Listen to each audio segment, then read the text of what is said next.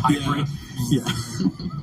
The guy's dead in the meat packing truck, but it's just because of the meat and the pollution from the truck. Yes. Just stop putting this on the show. Let's go home. Morning, Edwina. We got the best vegan meatballs you ever had here. 4-hour drive ahead of us. These noodles are the best. Gluten-free. Take care of yourself, take care of the planet. Everything here is recyclable. Going from west of Toledo, White House, Ohio, to Pittsburgh. I don't know if you guys know this. Pretty important. Derek, I think you already did. There was recently a disturbing TikTok trend where kids drank the new Grimace milkshake, and Alex time, so it had to be. Yes. They drank it from McDonald's and then pretended to die. We have a brief montage of some of those TikToks. Just got the Grimace shake. Happy birthday, Grimace. So, tell me, what happened? Help! Johnny! They drank the shake. Help! And that's when it all started. They couldn't stop. Couldn't stop what? They couldn't stop. I gotta go. I've got internet service being installed. One of our addiction recovery centers in Pittsburgh. So I gotta observe them doing that, and I'm gonna help set up a computer for the new director out there. Then I'm probably gonna go have some lunch or dinner with Dirty Dog. He lives in Pittsburgh. Dentist today. Ooh. That sucks. I hate the dentist. First off, this is because everybody knows the shake machine never works at McDonald's. That's true. How does the... I generally have to be in pain Exactly. How do they to get Uh, go to the dentist. Yeah. It's just the mold. It's just how I am. It's not broken. Yeah. As a result, though, McDonald's has actually announced Grimace's departure via a tweet. And Grimace. Did I say Grimish? Grimish. Grimish. Hey, Grimish. No, that's the Orthodox word. Yeah, it's because Grimace was reportedly later found in a hotel room with a noose around his neck and his suit pulled partially down. But McDonald's swears it was a suicide. Oh, let's see a picture. You be the judge. I gotta be honest. That does not look like a suicide. Sounds like you had an anesthesiologist that No, but according to was a little bit rough on you. Grimace is fine. Wow. In a boat in Chicago with Jamie Foxx. Okay, there you go. Okay, so that's good. Somebody that doesn't know how to manipulate a laryngoscope. They are they're more on top of it than any other news source out there. I've intubated hundreds of people. I've never broken a single tooth. I hope you enjoyed his cum. Now, Back when I worked as a paramedic. Elon Musk challenged Mark Zuckerberg to a dick measuring contest because they were going to box. Right. And then it got canceled. So he called him Cuck on his platform. Zuck the cuck. Zuck the Cuck. It's actually a pretty good joke. Look at that. I promise. I propose a literal dick measuring contest, is what he said. I feel like every day we're getting tested for glasses. We are. I can't see. I need bigger. Text there. A heightened tension might be due to Zuckerberg launching threads on Instagram. Oh yeah, for sure. It just sucks. I knew It might not. I mean, if that's costing you financially, that's something that I don't know. I can't believe anything these days because everything is demonic. I'm sure that's one of the risks that you sign off for when you do it. It just sucks. What else can you do? You move forward. It just, if it's costing you to get that fixed. The red thing looks like 666. It raises some But alarms. so does my birthmark. I'm listening to this guy's. He's on Rumble and he's on Kick. He's called Brant for Liberty. He's been kicked off of every other network. He's watching a Blaze TV show though. That's Quarterback, and they're talking about the Zuckerberg and what's his name, Elon Musk. Their little feud they got going. Social media. I didn't want to So it's basically just Twitter that That's just his channel. He doesn't hardly ever speak on it. He actually does strictly rebroadcasting, and he covers a lot of the big events. The last one I've seen him go out to was I think the trucker thing, but the most sticks then. he's actually a pretty good guy. And he's like methodical. I feel like He's out in Austin, Texas area. Thousands. You could probably measure thousands of dicks. Oh, yeah, easily. Yeah. What do you think? Easily. I mean, over what period? Gotta figure out. Oh, fuck, $30 toll just to go there. $30.15 on my route. I mean, that's true. We should put a timer on it, and then they can go out and do dick measuring. Yeah. Do we need to be in the same location? Do we need to get a lot of dicks together so they can measure them? Or is it just like free will from your office and Facebook from your office? I just got that for background noise for now. Until we get on the road, I'm going to turn on the all scanner. participants should be surprised. Absolutely. Okay. Yeah, I think that's the funnest way to do it, is if a billionaire is like, I need to measure it. That's the skill. You gotta get the pants off. You're like, Elon Musk tried to measure... I'm going to run into Speedway and grab something to drink, and I like how everything just reverts to us being 8 years old. Yes, it does. It doesn't matter, we got a billion. yes. What's the message? Okay, it's sent. Dollars or not. Yeah. It's It's more relatable. I'm just gonna have a dick measuring contest. Well, yeah. Yeah, my dick's bigger. Hello. Hi. What's up?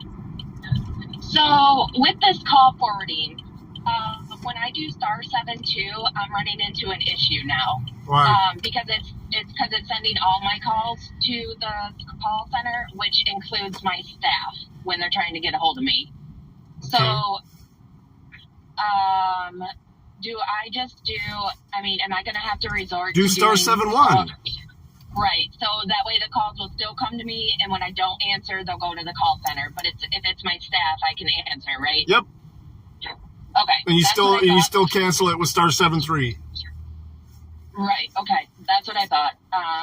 Okay. I just wanted to make sure before I start doing that, because there was an incident last night where staff was trying to get a hold of me with this admit that came like super late, and it was it was dumb. So I still need my staff to be able to get a hold of me. Yeah.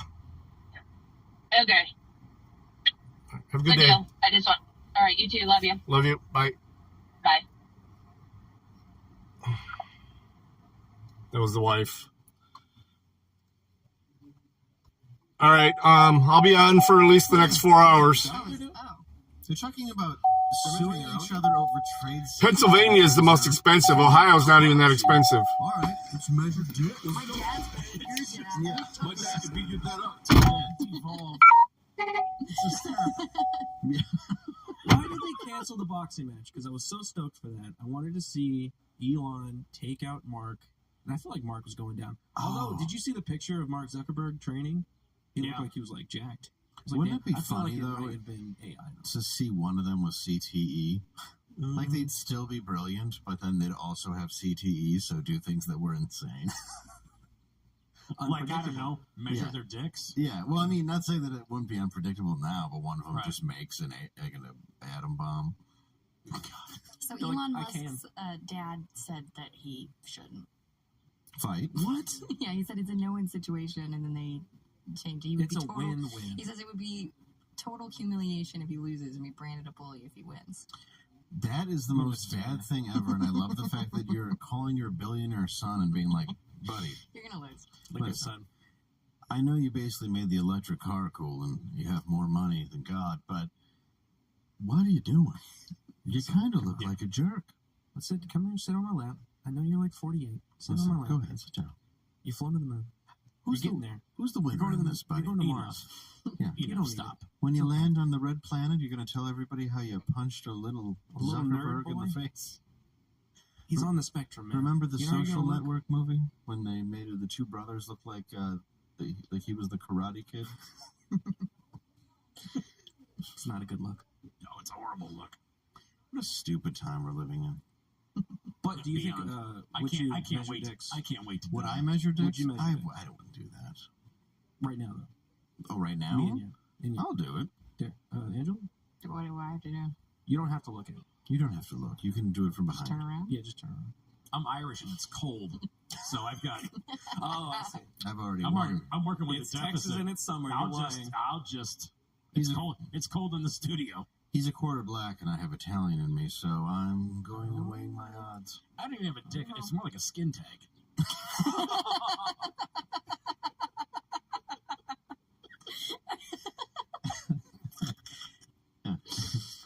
That's awesome. It offends no one. You can barely see it. People look at it like I'm rolling up with Yeah. a car with 3 wheels. Yeah. Like, oh, that's what you're driving today? I flashed you. You're fully erect, and I haven't even looked down. No. Who are you?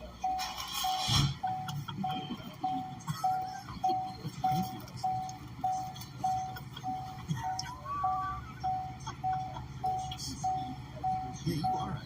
I'm from Detroit. Yeah. That's what I like about you. Off button. Or button for gurgles.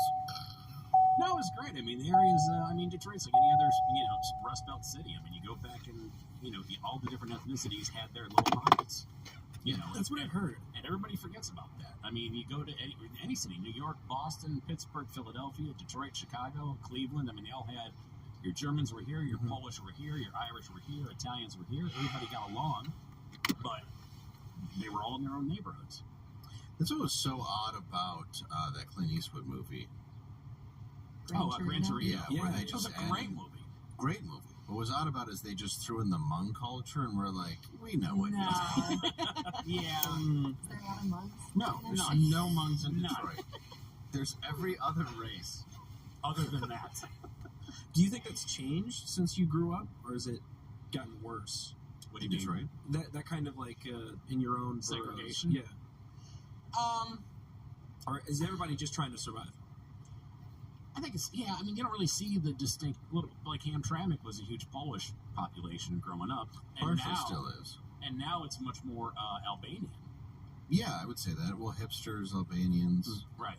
a lot of rats. Yeah. A few rats. Like the animal? The animal, yeah. Sometimes at night it'll look Hipsters, like Albanians, and rats. Is Yeah. that... it'll look like the ground's moving. There's so many That rats. sounds like a Warren Zevon I was album. going to say that's like such an odd Well, with the list. with the new law, let's see how long the Albanians stay there. So, Greener pastures, I'm kidding, Afadis. You remember me. No, it's true though. Like there were definitely pockets where it was like these were Italians, these were Irish, and like that still left Mexican town. Detroit though, and I find it's interesting in the North versus the South, where I've always said the South is much more integrated than the North ever was. Huge.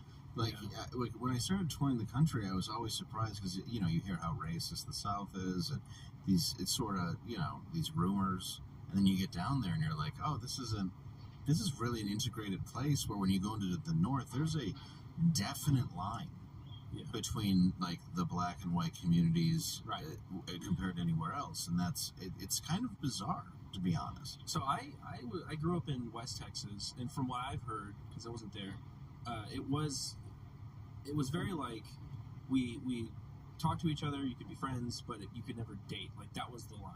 The line was we stay with our own, you stay with your own, but you can be friends. Like Who that's made fun. you? Yeah, it broke the lines a little bit on that one. Yeah, but yeah, it was kind of a similar thing, but not that distinct of a line. sure. Which is, it's interesting the difference between that, because you'd think Yankees up there would be completely all together. Well, all those Rust Belt cities. We had a whole fight about it. Well, like Ellis Island. I mean, people came over from Ireland, It was Germany, and Poland, and wherever they came from. You landed on Ellis Island, and you hung with your people.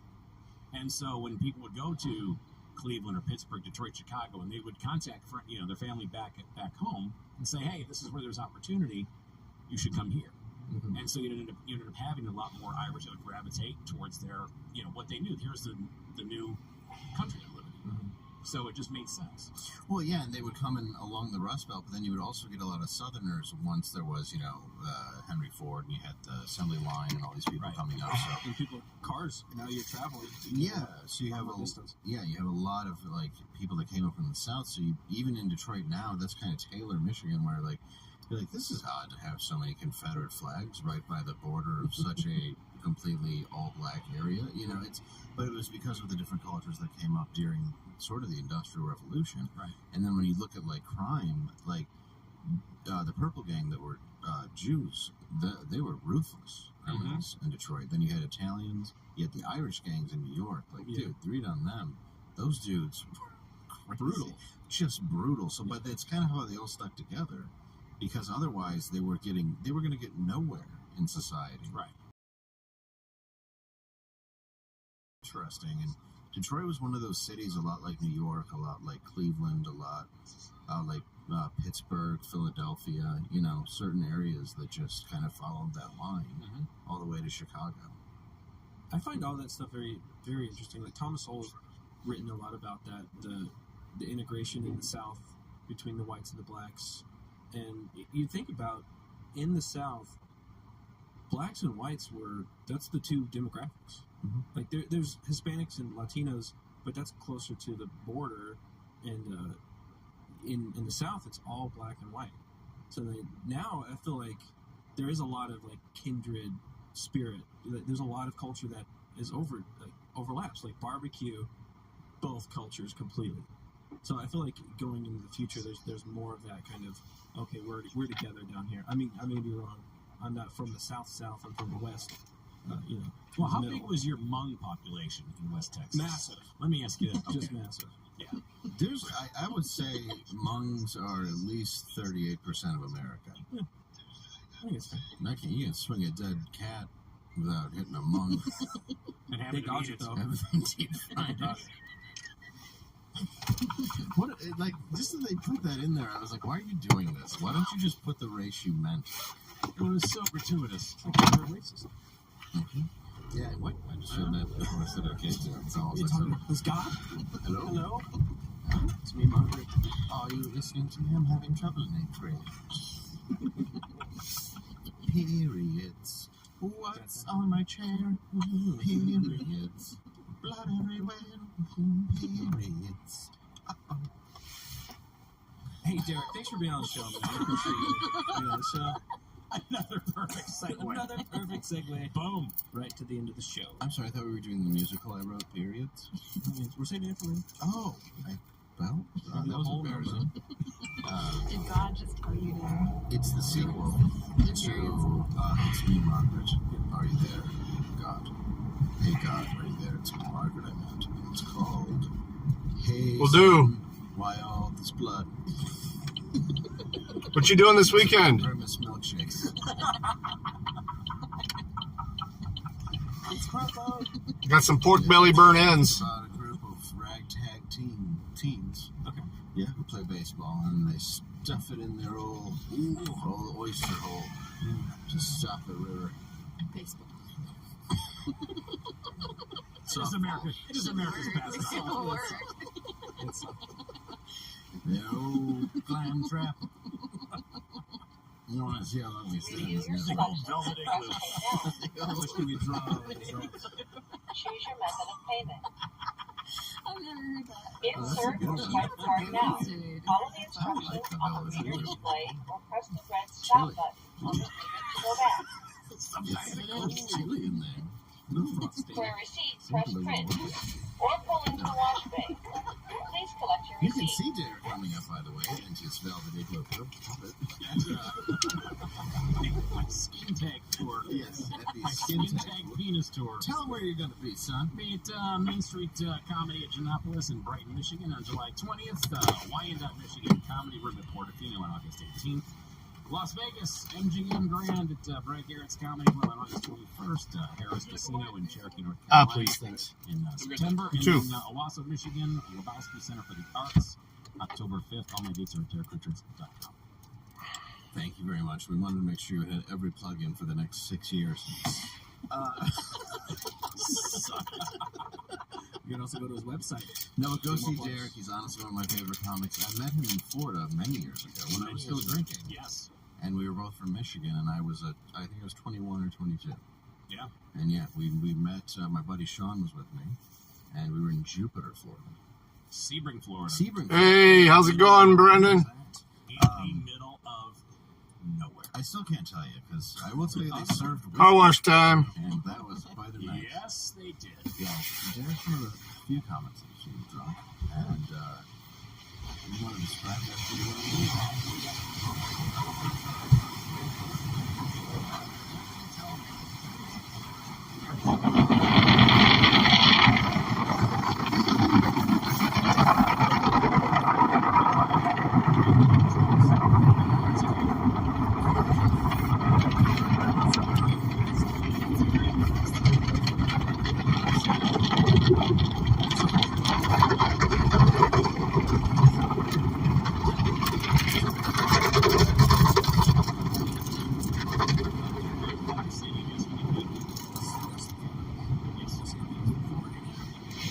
That's not just the casual Hitler that you can use on your...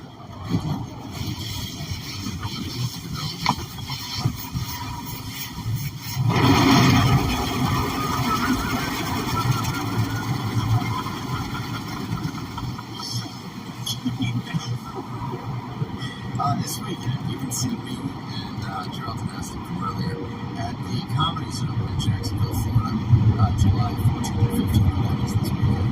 And the funny about it, so I don't care about it. July 22, July 28th and 29th.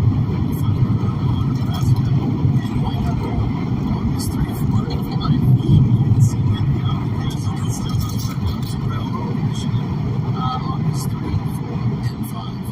See David Delicious, but I'm not always billed as that. Usually it's Dave Landau, but if it does say David Delicious, that's me. Just go. It's good. You can always find me on the Neurotic channel Friday Night Nights. This Friday, as always. Eventually, we're going to get Dave on my personal channel on Sunday. We'll play video games, and back on Adam Krigler's channel on Monday. Ooh, for Based Out Monday.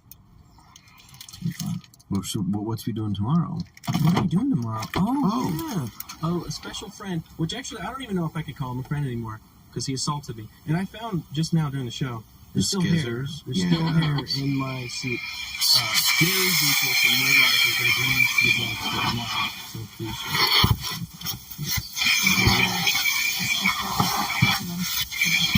Yes, we have a very special. Very special message. So I want you guys to join us. Thank you for coming in.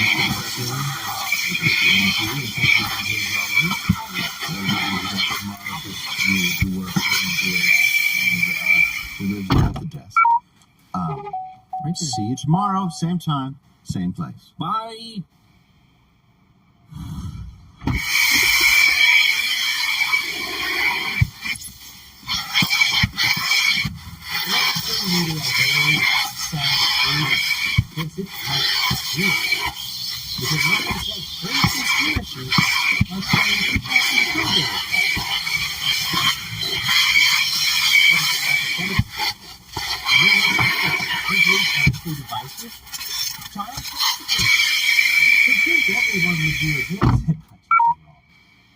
Last week on the 4th of July, the indie film Sound of Freedom came out in theaters, and it was a major theatrical success.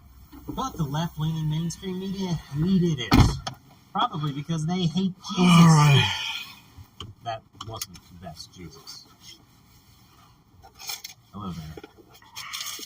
If you didn't know, Sound of Freedom stars actor Jim Caviezel, who also portrayed Jesus in The Passion of the Christ. The film is reportedly based on the true story of Tim Ballard, a former Department of Homeland Security agent who quit his job to save children from human trafficking. The film was finished in 2018 by 20th Century Fox, but Disney shelved it after the two companies merged.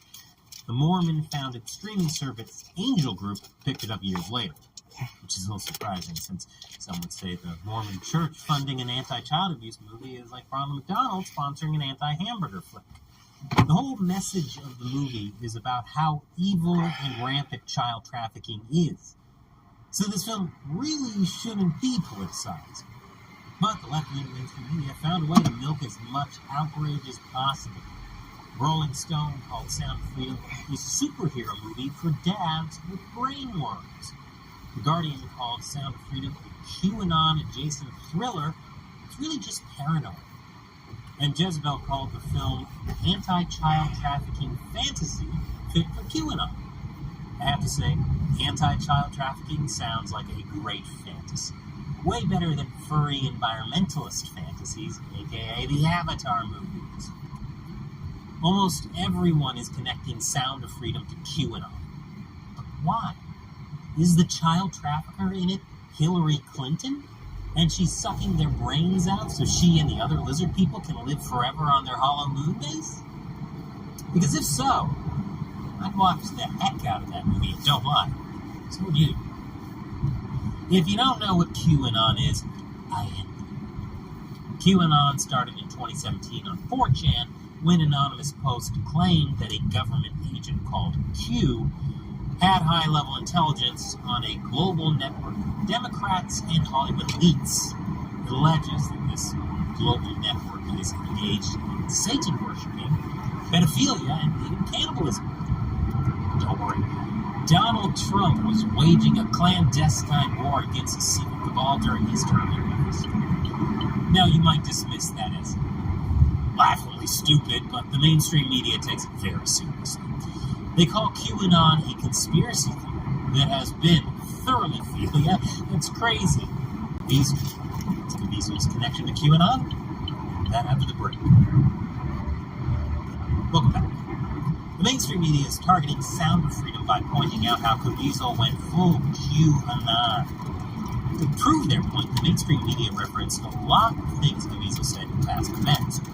One of those events was the For God and Country Patriot Double Down convention organized by the Patriot Boys in 2021. It was a QAnon convention, or at least QAnon linked. I started thinking QAnon linked is about as meaningful as calling someone a white supremacist these days. So what QAnon things did Caviezel say there? We must fight for that authentic freedom and live, my friends. By God, we must live, and with the Holy Spirit as your shield and Christ as your sword, may you join Saint Michael and all the angels in defending God and sending Lucifer and his henchmen straight right back to hell where they belong. We are headed to the storm of all storms. But not without Jesus, our runner. In the words of Reagan, evil is powerless. God bless you. Man, this pitch from Passion of the Christ 2 sounds super convoluted. I don't remember Reagan in the Bible.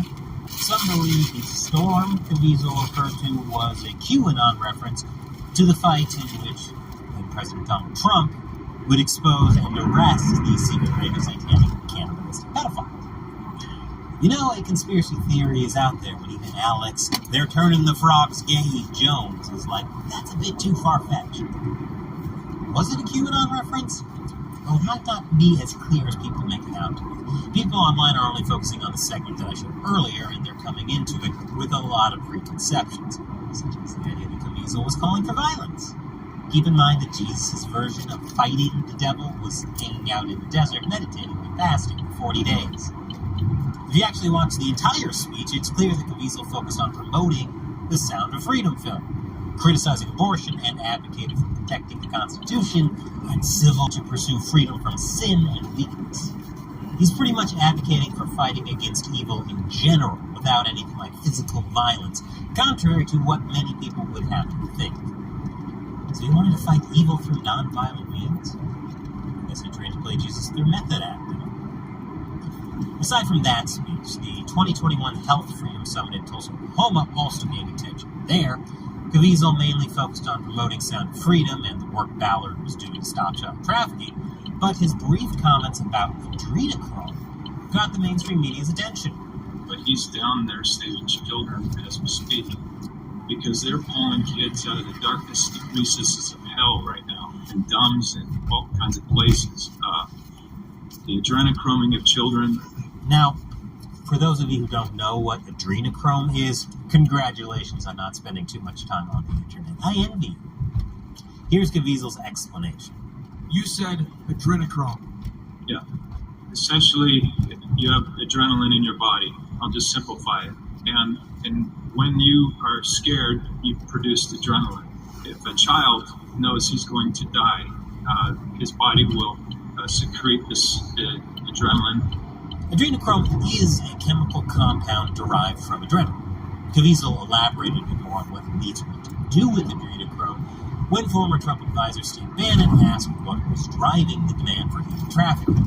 Adrenochrome, it's an elite drug that they've used for many years. It's 10 times more potent than heroin, and it has some mystical qualities as far as making you look younger. Heroin that makes you look younger? If that were true, here's what Keith Richards would look like today. Ironically, according to QAnon, the elites would then go after his adrenochrome. Now, many people point out that Caviezel's comments match what QAnon followers believe when they say that elite networks want to traffic children to consume blood CEO of what? and adrenochrome to extend their lives. QAnon sounds ridiculous, but it's easy to see why some would believe it. For one, it would explain Paul Rudd. How else could a 96-year-old look that dashing? Also, adrenochrome may not be what QAnon people say it is, but it's not, as the Daily Beast would have you believe, an imaginary drug. It even has a Wikipedia page. And there have been cases where children were trafficked for blood. Maybe not among the rich, as far as we know, but definitely among Ugandan witches. And organ trafficking is definitely a thing, especially in China. And then there's Jeffrey Epstein. Still waiting on the list of elites who he trafficked minors to. It's not like the mainstream media has ever changed their mind on what was a conspiracy theory before. Like any really good conspiracy, all the pieces make sense. It's when you put them all together that gets weird. Throughout different interviews, it does seem like Caviezel gets the conspiracy side of things mixed in with his Catholic faith when it comes to things like adrenochrome, Ukrainian biolabs, JFK's assassination, and puppeteers such as the International Monetary Fund and Rothschild.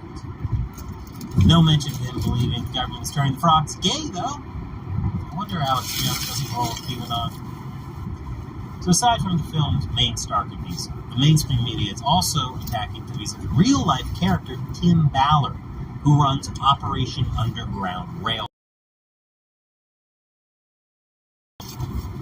Not for culturally appropriating Harry Tubman by calling it the Underground Railroad, although I'm not 100% sure no one's bad about that. Many accuse Ballard of peddling QAnon conspiracy theories too. The Washington Post reports Ballard once entertained a viral theory that claimed the online furniture retailer Wayfair was selling children, sometimes packing them into overpriced storage cabinets. Media Matters went further by saying Ballard legitimized the conspiracy story. But that's misleading. At the time, multiple anti-trafficking groups got attention for engaging with the story, not just power. And it's pretty clear that the main focus of Ballard's response was to get support for countering child trafficking, not determining whether Wayfair was really packaging children. Ballard seems to believe, like me, the only thing Wayfair is guilty of is being basic. Ballard saw an opportunity in the way QAnon was drawing attention to child trafficking, but he said that he wanted to provide real information so the facts could be shared. Aside from pointing to potential QAnon ties, many media outlets also raised doubts about the legitimacy of Ballard's organization, especially when there were discrepancies about an alleged kidnapping case in New York City. Now, there's nothing wrong with worrying about whether Operation Underground Railroad exaggerates its role in countering human trafficking. Chances are it does. But it seems the mainstream media is almost too eager to just completely discredit the organization. Media outlets pointed out how Operation Underground Railroad came under investigation for illegally soliciting money, taking false credit for arrests, and other charges. However, 2.5 years later, the investigation closed without any charges pressed. Mainstream media is just focused on the negatives, because in America, it's always guilty until proven innocent or no longer convenient for the narrative. That's justice.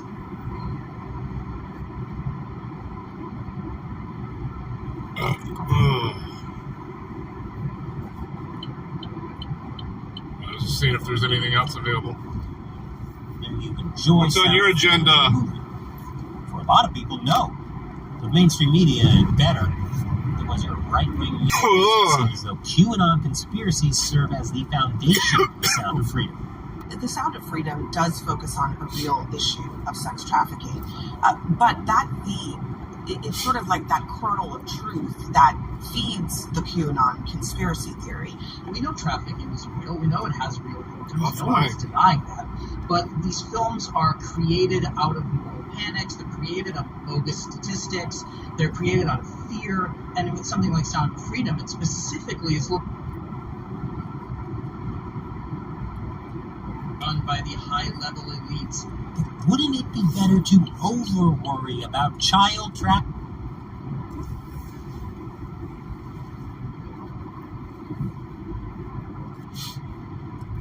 What the fuck's going on?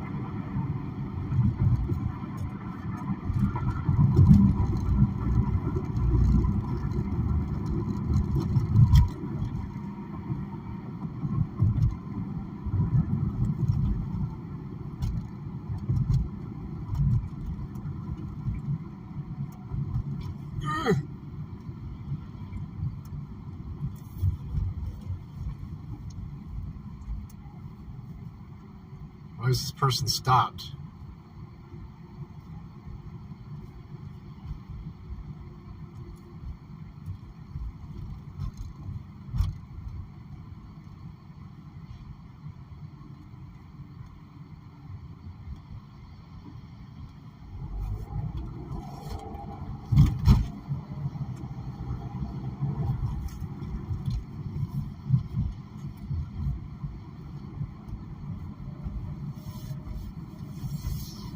I'm going to Pittsburgh.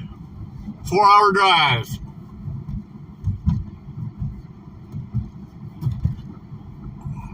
Four-hour drive.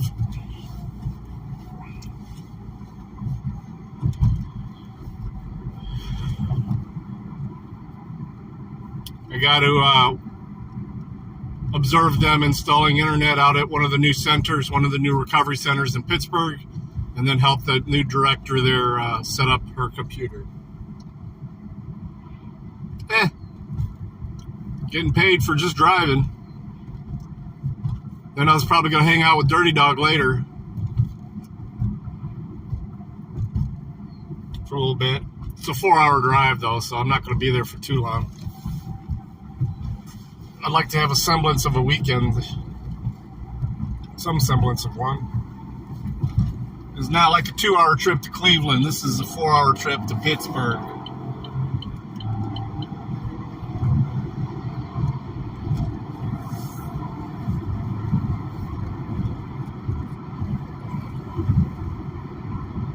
You can help? Okay.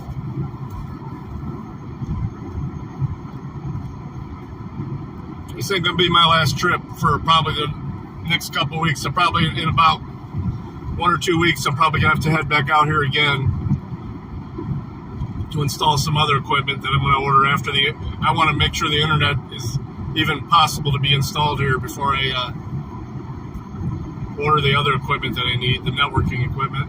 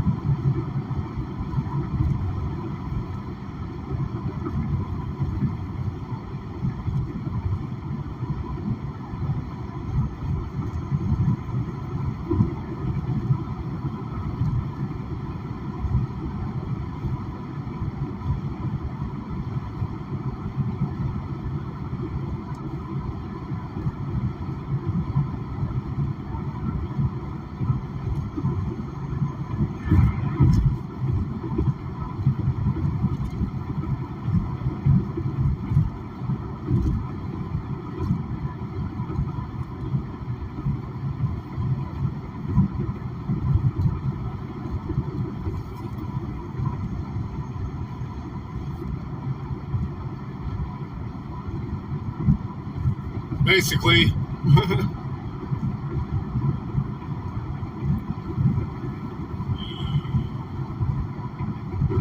Well, out of all the business accounts I've had to work with lately, it's been pretty much just Spectrum Internet. Now I'm having to deal with Comcast Xfinity, so we'll see how that goes.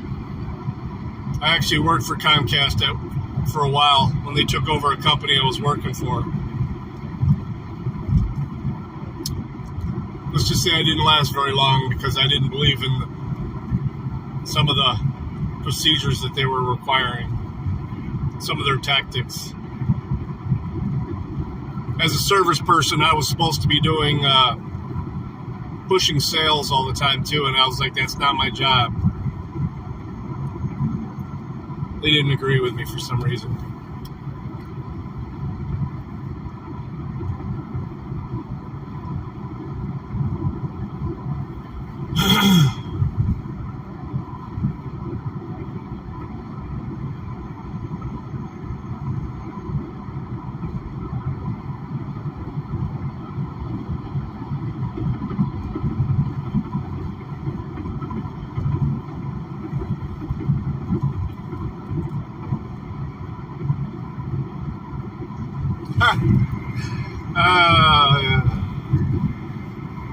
That's a good troll, but neither one of them's in the room. Edwina's already gone. She said she'd be back, but she had to do some stuff. An unindoctrinated may pop in, but she's out camping, so best thing I would want to do is be on my phone if I'm out camping. Beautiful weather for camping, though, I will say.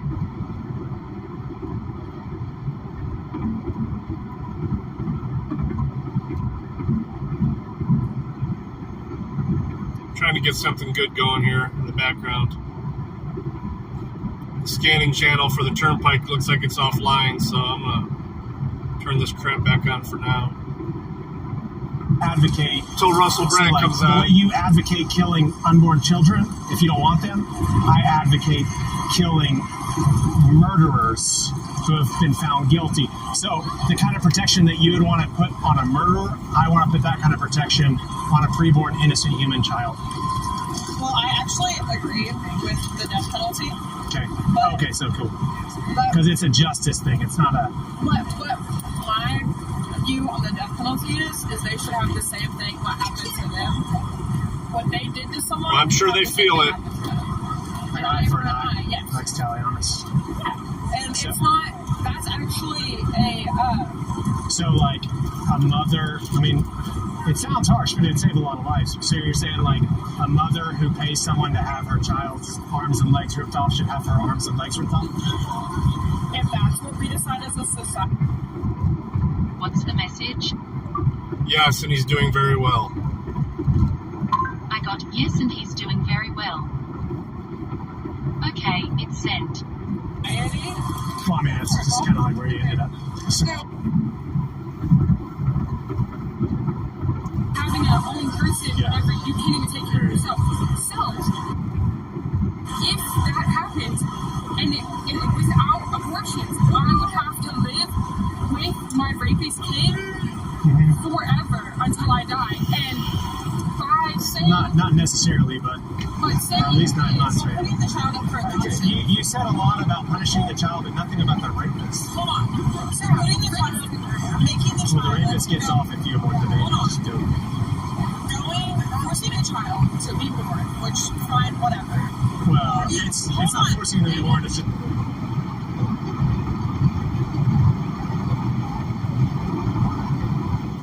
It's not killing them. They didn't get to choose. Right. People like to be alive. Actually, I don't. So that's crazy. What, you what? I don't like being alive. I hate this. But you like it enough to stay here. And I think you're valuable. And it wouldn't have been the first time. But continue. No, I mean, I'm just thinking, don't hurt yourself. If the child is born and it is put into an adoption agency, you're putting that child towards, you know, like the rape? I know. You know the rape that foster children get, like, assaulted? So if you're... Way too much. Even if it's once. Yeah, but if you are pro... But are you saying... If you are pro non-abortion, then do you support putting more effort Yeah. and more money into killing kids No, before foster care? I was asking if you. I mean, it's hold on. I'm trying to follow your argument. You're saying Interrupting me. Well, what's the argument? If you there's no argument. I'm just curious. Do you agree with putting more money towards adoption agencies Yeah. and foster care, I and think allowing adoption, those, yes. allowing those children to be put in an equal place if they would be with two parents, middle class? Or do you agree with doing Yeah, that? I'm for adoption reform. It's like 10 times more expensive to adopt a child than it is to terminate one. Well, so I think that should be changed. Yeah, I think would that love should it. be changed too. I think churches should be like stepping up and adopting way more children. I think there's lots of evils, but the particular evil, I don't think like, hey, let's just kill all kids that we predict are going to have bad foster care lives. I think that's like that's a really If you wicked agree with view. no abortion, that's fine. Totally agree with it, whatever.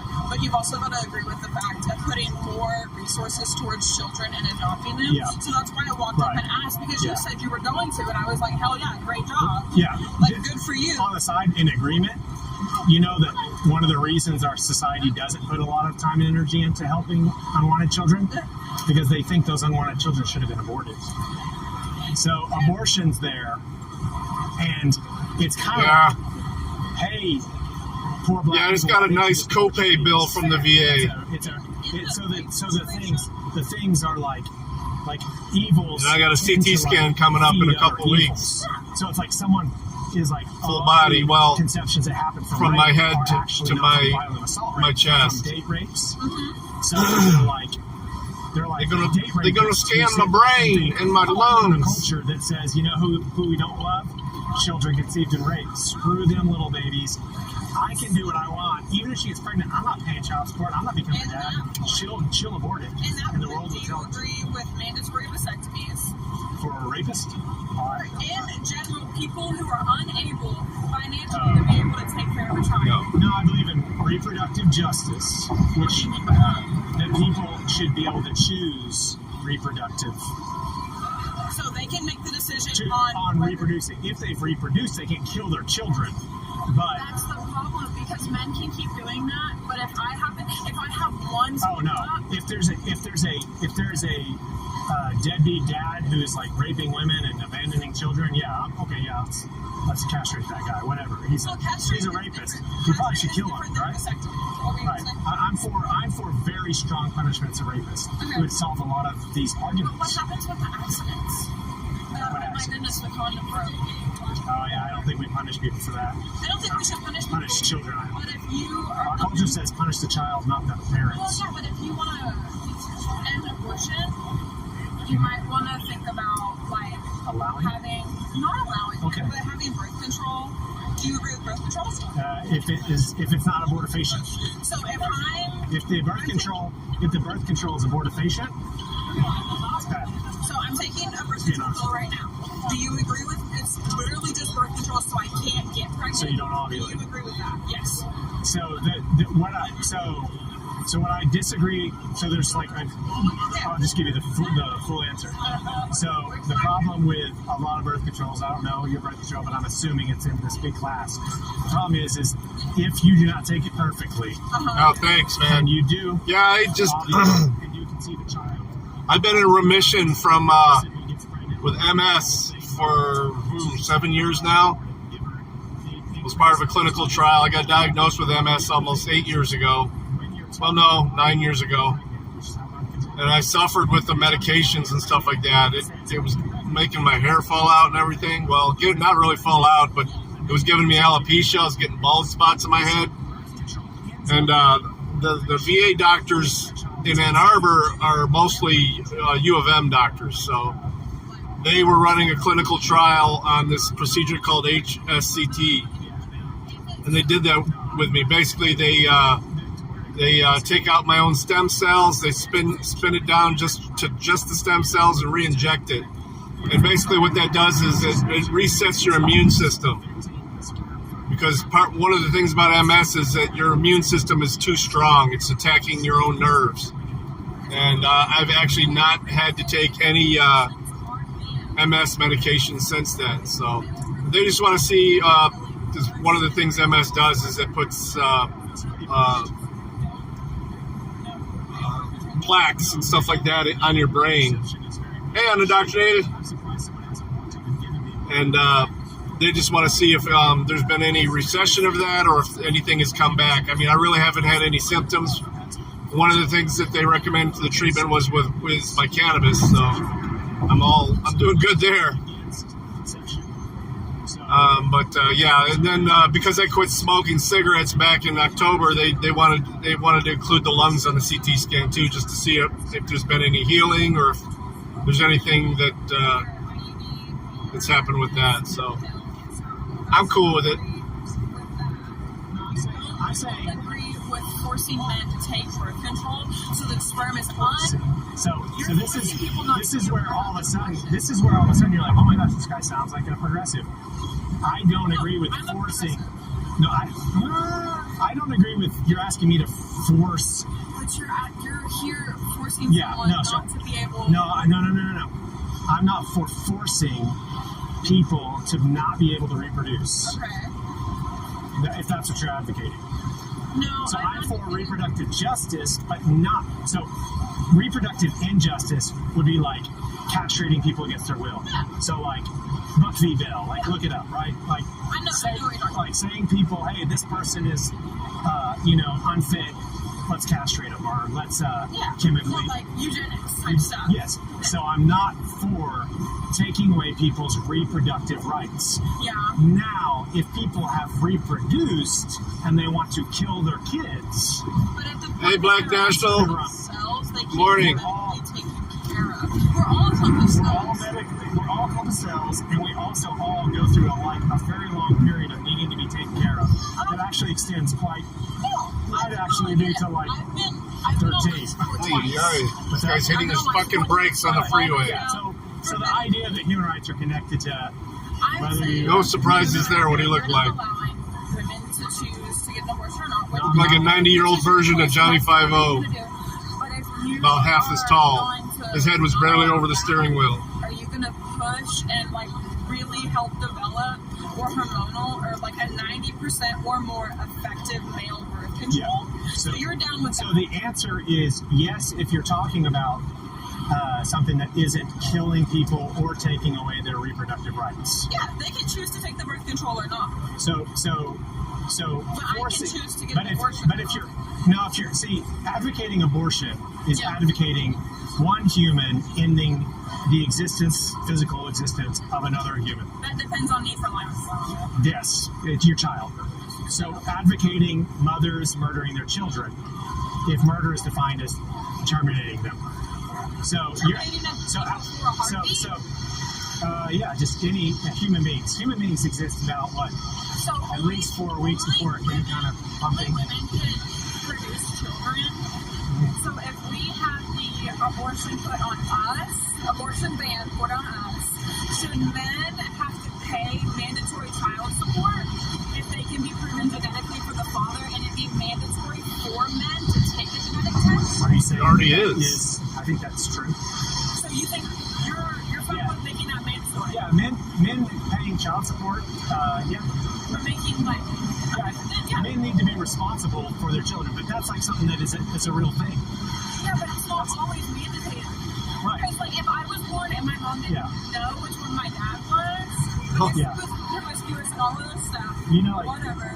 But she can't force a guy to take a genetic test and then pay birth. Yeah, you can. So there's a certain situation. There's where I want to agree with you is that I think that fathers shouldn't abandon their children. Okay, I agree with that. But I don't think because fathers say our culture said, you know what, we're going to let fathers abandon their children to the degree that they let women abandon their children. Chopper, there's a history here. I mean, even one thing I do like about YouTube is that you can look back at least 10, 15 minutes, depending on how busy the chat is. Mine's never that busy, so.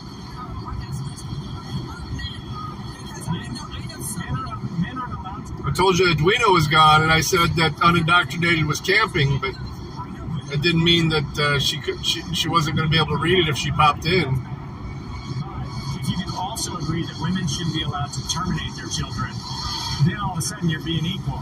But in our culture, In our culture, I just said to Chopper, I was like, dude, you're trolling those two and they're not even here. 9 months of their children's lives. Men leave their children, and most of the people in my life that have either But that's bad. I agree. Fatherlessness is bad. He said he was doing it by ESP, so you must have felt his words. His ESP must actually work. He was telepathically letting you know that he was trolling you. Actually, there's 50 miles in Nevada on the edge of Yellowstone that's legal to murder. I'm not doing Kick now because I think Kick is one of the reasons why the signal bottoms down a lot. Seems like it's working pretty well. Women with knives? Well, how are they going to make you a sandwich if they don't have a knife? Gotcha. But I'm saying fathers aren't allowed to murder their children. They get in trouble. It does affect me because I love human beings. Oh, Sam. You can just cut their faces too. All right, well, a new report from the Senate U.S. House from the U.S. House of Representatives Select Subcommittee on the Coronavirus Pandemic shows that Dr. Anthony Fauci and his colleagues heavily influenced a paper on the origins of COVID in order to steer the national conversation away from a possible lab leak. Now, in terms of censorship, this was a very successful project. We were not supposed to say that COVID leaked from a lab. It was called racist and conspiracy theory. And when we were told to follow the science, it's interesting because now we have proof that the doctors were, in fact, making up the science, especially as it came to the origin of the COVID pandemic. This is the third time we've seen information about this very paper and Fauci's fingerprints all over it. I was going to say footprints. Fingerprints is probably more accurate, but who knows? And it keeps just getting more and more incriminating for Fauci and friends. In March, the committee released its first report, and what they showed us, and we reported here, was that Dr. Fauci and his colleagues commissioned and influenced the results of this study that showed that COVID could not have come from a lab. Here was their conclusion. Our analysis clearly show that COVID is not a laboratory construct or a purposely manipulated virus. Okay, this paper was off-quoted as basically the final word on COVID was not a lab leak. We also saw that WHO doctors and also both Dr. Fauci and Dr. Francis Collins had been given the chance to see drafts of the paper. We knew that. We also knew that they influenced this paper and that another doctor, one of their buddies. What's the message? Looking to be about noon. I got looking to be about noon. Okay, it's sent. Jeremy Farrar, who is now chief scientist at the World Health Organization, not only was integral in the development of this paper, but proposed these edits to the paper's conclusions. In an email, he said, hey, love your paper, so great. Can I please micromanage and give you an edit? Instead of saying it's unlikely that SARS came from a lab, can you please say it's improbable? So he's not one of the study's authors. He's just reading it and basically changing their conclusion or writing their conclusion. That is really unethical in the world of academic papers, but he felt comfortable to do that.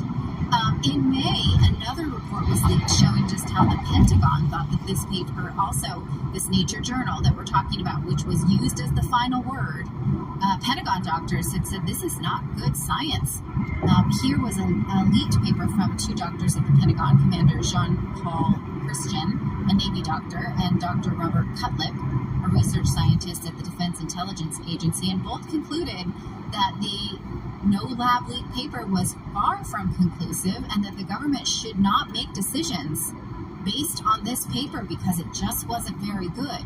Well, now we know just how far and wide that paper was circulated in order to control the no lab leak conversation. Capture the bra. Here's from That's the report cool. today. It says, since this proximal origin was published, it's been accessed 5.84 million times. That makes it the third most attention of any paper of similar age across all journals, and the second most attention of any paper in a similar age in Nature Medicine. and it's received the 5th most attention of any paper ever tracked. As long as it wasn't ever. actually attached to This a is person, I guess. one of the single most impactful and influential scientific papers in history, and it expressed conclusions that were not based on sound science, but instead assumptions. So why? Why was this paper such a banger? It was, I guess, it was a box office hit, you would call it. And it was based on junk science and politics, as we're going to show you. Who sent it around so much? Who elevated this content? We know the media did because they were able to use it to shut down conversations. Social media as well. Why did this become such a banger paper? Now, the report says something that I hadn't heard before, namely that Dr. Fauci had warned Dr. Andreessen, one of the paper studies, that if you're going to write this paper now, if you conclude that COVID came from a lab, we're going to have to contact law enforcement. He expands on this later, but this is interesting. Why is he saying this now? If he thinks that even there is some kind of possibility that law enforcement needs to be involved, do you think he should wait for an academic Why do paper we have to that slow he's down? influencing? That doesn't seem very ethical. If somebody was out here working, I'd be going No. slower, but this is a 2-lane highway as far as I'm Where he concerned. I ain't doing says 50 that for cones. if this is, lab leak theory goes through, then we're going to have to... 10-pound purse? Yeah, my mom's. He says in the USA it'd be the FBI, and in the UK it'd be Yeah, MI5. it's probably more than that. So My he's mom always saying, had a look, big-ass this is gonna purse. really be bad for us. We're going to have to call the police if this is what you She find. could fucking live off that thing for a couple Go days. home, do the paper, and let's hope you don't get there, is what I'm saying. Because if law enforcement needs to know about this, you don't wait until, but do your homework first. That doesn't seem right to me. Does it seem right to you? Yes, the house is on fire, but I'm not going to call the fire department until it hits the roof. Once it gets closer to the roof, then we'll call the fire department. Right, yeah. I'm curious what he thinks that the Justice Department will do about this. But I guess, there are people there he wants to protect from having to be involved with the Justice Department. The same author, Dr. Andreessen, she found research initially in her conversation with her co-authors of this study showing that gain of function had been happening in China. And I'm choosing not to show this to you on the screen, but the other author then responded to her, F word, this is bad. So they have already, you can tell, an agenda that they don't want, that one conclusion is bad, one conclusion is good, and let's steer ourselves to the one that we want. They went on to author this paper asserting the very opposite. In a few months, even though we know they have some data showing that there was gain of function done in China. Dr. Andreessen even wrote at one point that the point of the paper was to disprove the leak. So again, she's not following the science, but making it up. She wrote in February 8th, 2020, our main work over the past couple of weeks has been focused on trying to disprove My mom was pretty fucking evil. type of lab leak theory. I pulled that shit. She'd wait till I fell asleep. She's specifically going in to debunk it. I haven't spoken to my mother. My mother's the only parent that's still alive. I have not spoken to her in over 10 years. With being able to doctor up this report. She was an evil person, man. This communication is also new. The two papers' authors saying, From what I hear, she still is pretty fucking evil. We're going to have to do this because can you imagine the politics? So. At one, she says, I'm going to say the S word, just so you know, given the shit show that would happen if anyone seriously accused the Chinese of accidental release. Definitely no Oedipus complex here. That fucking bitch could die as far as I'm concerned. I will go to her funeral, but that's the last time I'll see her. And escape. So we are content with ascribing it to natural processes. And she falls, it's not her that said that, it was Andrew Rem, but another. She doesn't even speak to my sons, her grandkids. Yeah, I totally agree. I hate when politics is injected into science, but it's impossible not to. No, that's wrong. It's not impossible not to inject politics into science. Those two things can be mutually exclusive. And so, that's a smoking gun of an email, wouldn't you say? You wouldn't like that from a peer-reviewed study that you're then using to make basis of, my siblings are just discovering that. All of that stuff. It just goes on and on with these kind of, conclusions about how Dr. Fauci knew. His name was used to pitch the study to the journal. Fuck, dude. How him and his friends were influencing the There's no fucking construction. And how they were Get the fuck out of the way. one conclusion and ignoring all other research that would indicate a lab leak, an actual lab Not leak. only that, like, you got the lab leak, but also they were, like... My siblings are pretty cool. Articles out to discredit other scientists that were saying ways to deal with the pandemic. Like, just any narrative that went against what they wanted, regardless of what area it came from, the lab leak, the protocol for getting through it, it had to be one way, and that was the only way. And everything else that was outside of that one way, they tried everything they could to discredit it. Yeah, that's absurd. It's absolutely absurd. And so then when you consider the reach of this paper and how it was used to influence policy and how we were told that, oh no, we are the science, we're doing really good science, you need to follow the science, it does not garner any kind of confidence in anything else that Fauci and his team of Bethesda boys, as they referred to them, were doing. One of the reasons that maybe is posited that they wanted to draw attention away from this lab leak theory was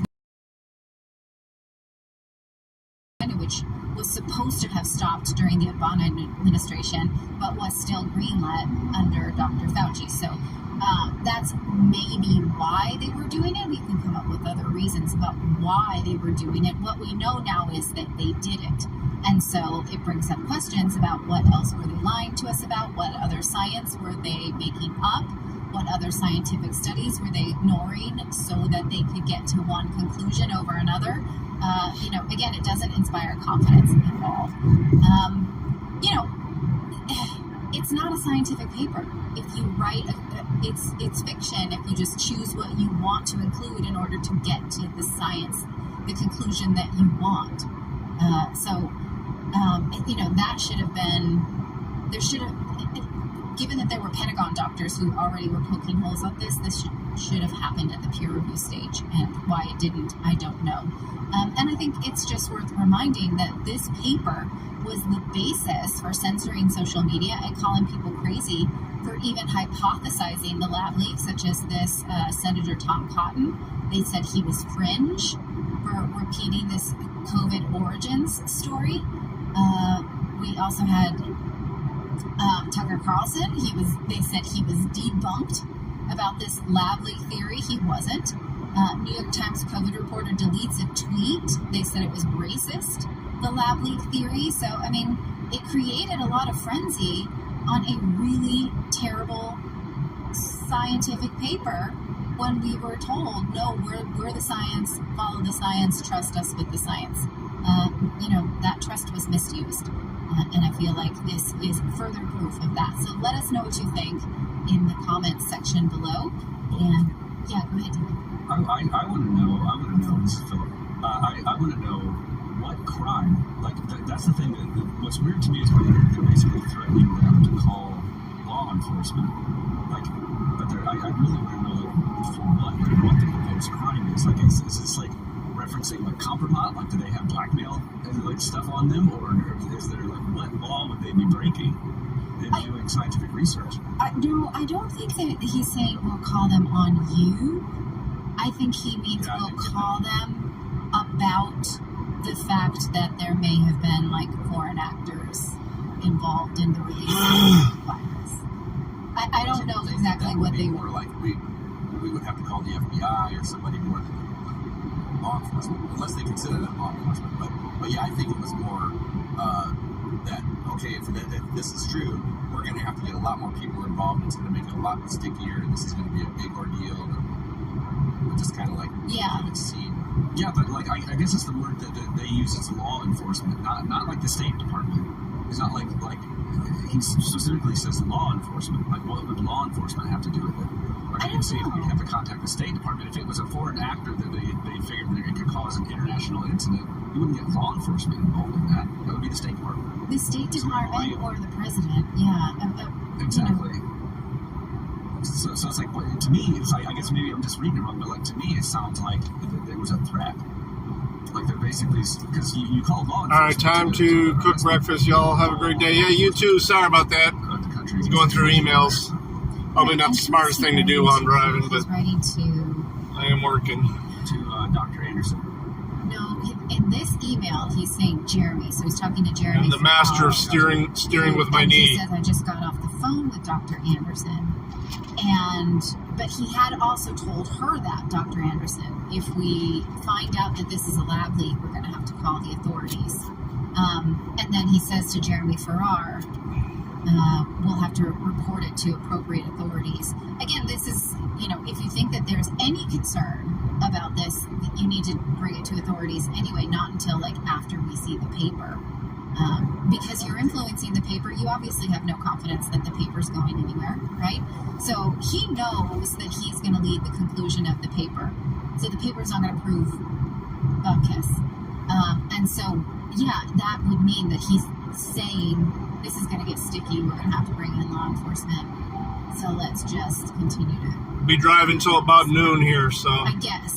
That's maybe the way I read it. Not that, any one of them would be in trouble with law enforcement, but I don't know.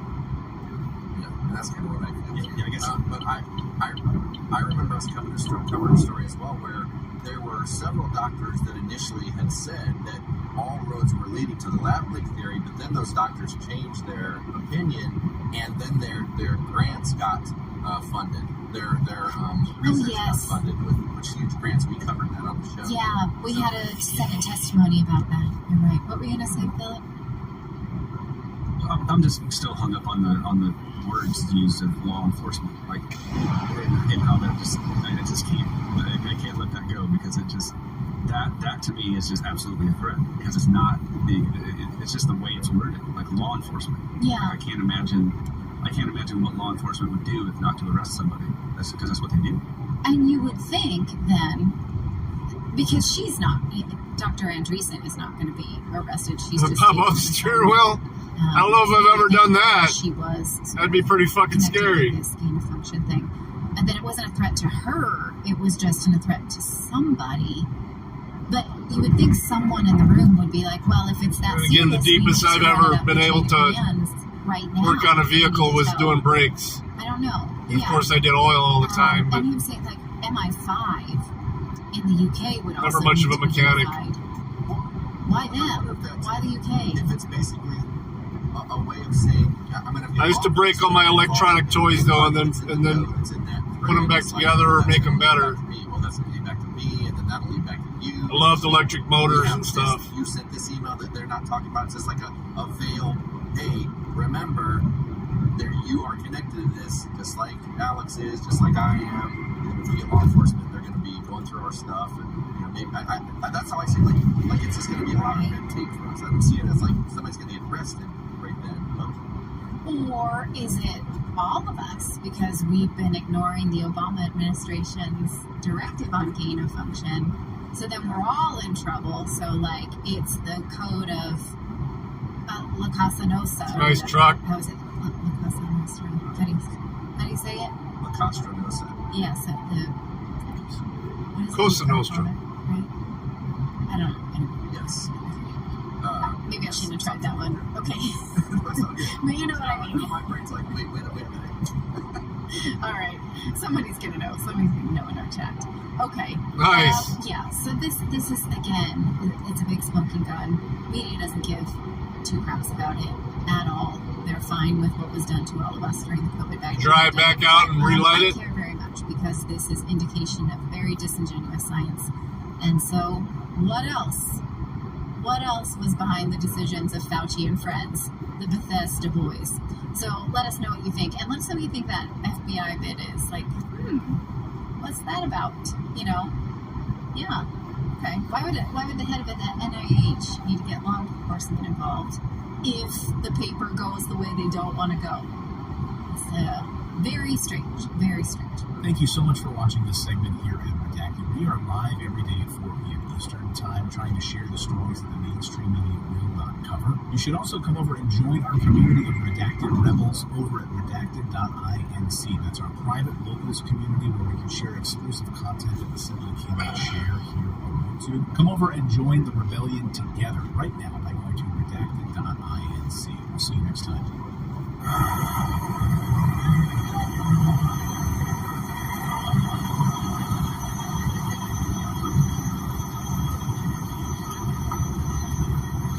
Holy crap, he's pissed.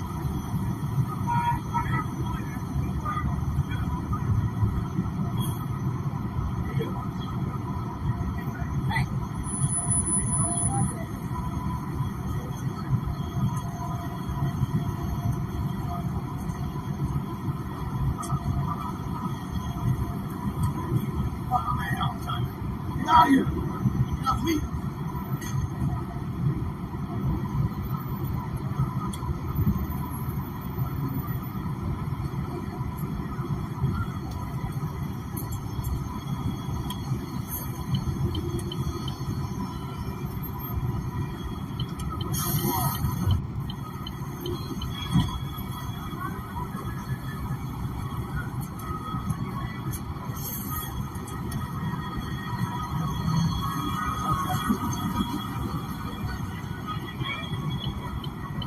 Wow, what an absolute crap hole. And imagine giving up 50% of all of your earnings in order to live there. That's insane. That's because most of the people living there are welcome back, beautiful and amazing human beings. My name is Zukadowski here at wearechange.org, and there's a lot of absolute crazy, wild, and bewildering news to get into today, coming, of course, from the White House. That seems to have itself in a little bit of a pickle, to say the least. Lots of problems domestically, lots of very interesting news surrounding an individual that now is suing and might take down Fox News. We're going to be talking about that, plus a lot more, all here on this independent media broadcast with all the latest news that's breaking right now. If you like the shirt that I'm wearing, you can get it on thebestpoliticalshirts.com, and the clip that we played in the beginning of this broadcast was, of course, shared on TikTok from the streets of Hollywood. Warfare that is being waged against countless members of innocent human beings that are left in literal squalor. Hey, they did say you will own nothing and will be happy, as the Biden administration literally said that they're trying to implement the Great Reset, which they're doing a great job at, even though the President of the United States really isn't there. His cognitive and mental acuity is gone, and according to the shill propagandists at MSNBC, this is not the fault of Joe Biden being old. It's his staff that makes him look old. That's the argument being made right now by Nika Brzezinski, the daughter of Zbigniew Brzezinski, a major key geopolitical figure in the United States that essentially predicted all of our current technocratic dilemmas while working as a loyal servant for the Rockefeller family, whose daughter now is one of the chief propagandists at an intelligence and state-connected media organization that literally tries to make you believe absurdities every single day while promoting fear-mongering and sensationalistic MSNBC. It's not that Joe Biden confused the president of Russia with the president of Ukraine. It's not any of that at all. It's his staff, clearly. As of course, 2/3 of voters are already saying in the latest polls that the current president of the United States, that is 80 years old, should step down for a younger candidate for the upcoming 2024 political election. These latest poll numbers include half of Democrats, according to the latest TIPP polls, showing specifically them saying that it's time for Joe to go. This, as most likely he's going to be replaced by either Michelle Obama or Gavin Newsom. Both men have been waiting in the wings for this opportunity and job, and with the way that things are going for Old Yeller, let's be honest here, they could most likely take over. For the current Democratic Party that is dealing with record low popularity, not only because of their Build Back Better Great Reset policies, but also all the controversies that they are involved in, including the president's son, Hunter Biden, who is known as a drug user. This, as there was some nose candy recently found at the White House that now, according from an internal investigation by the Secret Service, there somehow was no suspect identified. Yes, one of the most surveilled, watched over, and secured areas in the world can't account how magically some nose candy just got into the West Wing of the White House. Yeah, absolutely makes sense. The government investigated itself, and the government found itself not guilty, as the investigation has been officially closed, as many people are rightfully calling it a cover-up and a failure to, of course, catch the suspect who loves drugs while being a part of an administration and a career-corrupted politician that put many people in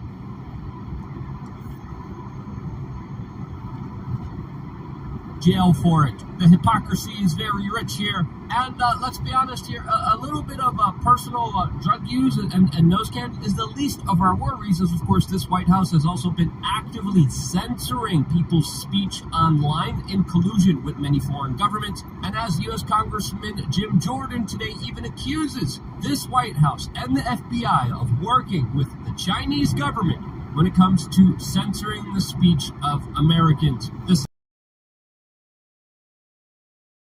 Really, any company of any size in China is required by Chinese law to have what they quaintly call a committee, which is essentially a cell inside the company whose sole function is to ensure that company's compliance with Chinese Communist Party orthodoxy. And we tried to install something like that. American companies were British companies in other places. Go out of their minds, and rightly so. Well, thank you. I'd like to work with you more on that. And balance of my time, Mr. Chairman. Thank you. But that's exactly what you did. And the judge said it last week. Every week you were meeting with big tech companies saying, hey, look at this. This violates your policy. Take this speech of Americans down. You were doing the same darn thing you just described to Chinese. And Jim Jordan was absolutely correct. You're absolutely right, especially when it comes to very highly politicized stories that were censored and, of course, taken away from the American public, with the FBI and big tech social media working together in collusion that, as we know, according to the latest polls, made an impact and helped the current president of the United States get elected. This as individuals like RFK Jr. were censored and prevented from having any kind of speech on social media platforms for daring to question the orthodoxies, which, let's be honest here, we still face the consequences and problems and larger issues of censorship still to this day. And that's one reason why I started LukeUnfiltered.com, our own virtual safe space, our quasi-private, not-so-private secret society, where we get to talk about real issues that we cannot discuss here on this particular broadcast. It's a more honest discussion. It's not a family-friendly discussion. It's a discussion based on some very serious topics that we cannot get into in this particular show on this platform, but we could do whatever in the world we want on our own platform. That's why we created it. It's just 50 cents a day, and it helps towards growing and supporting this independent radio organization. Again, we got lots of different things we want to show you.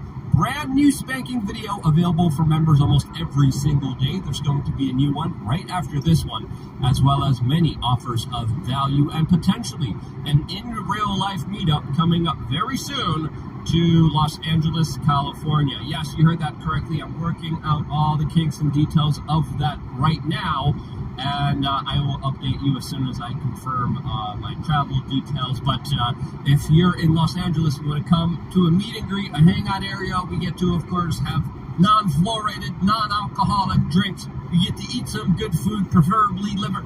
We'll hang out all together through, of course, the members area in real life. We already did many of these all throughout the country, and I want to do a lot more of them. There's also AMAs, there's also a forum, there's also a members-only t-shirt store, 3 master classes, and, of course, a brand new video waiting for you right after this one.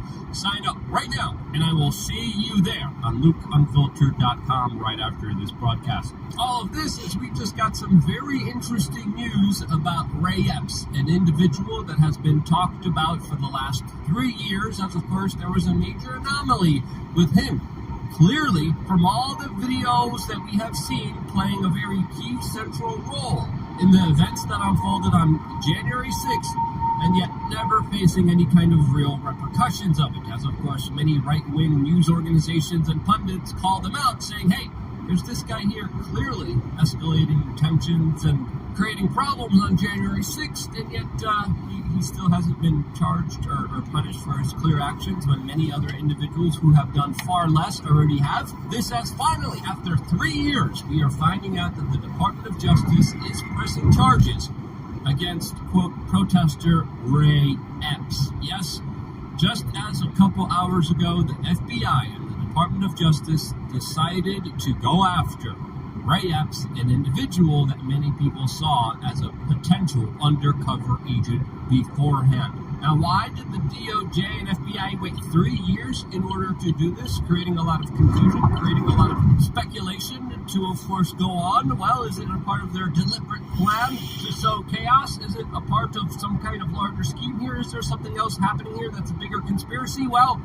I don't know. We don't know much about this entire situation, as the details here are still being made. Well, I use the cannabis basically to manage pain. Allegedly, Ray Epps admitted that he told people to go inside. Better than taking all those fucking to do so drugs they want to shove down my throat. Really mean it. Yes, that's the latest documents we're getting. As of course, Ray Epps now is also suing Fox News for huge sums of money, specifically going after Tucker Carlson with many segments that ran on Ray Epps, which alluded to, of course, him being a federal agent. Now, is Ray Epps a federal agent? He is claiming that he is not, and he is suing people who claim that he is. As, of course, there's a lot of different anomalies here in this very specific instance with this story that is leaving a lot of people scratching their heads, asking themselves, what in the world is really going on here? Could it be that Ray Epps is not a federal agent and someone that was caught up in the actions of January 6th and now is being punished by the DOJ for participating in it?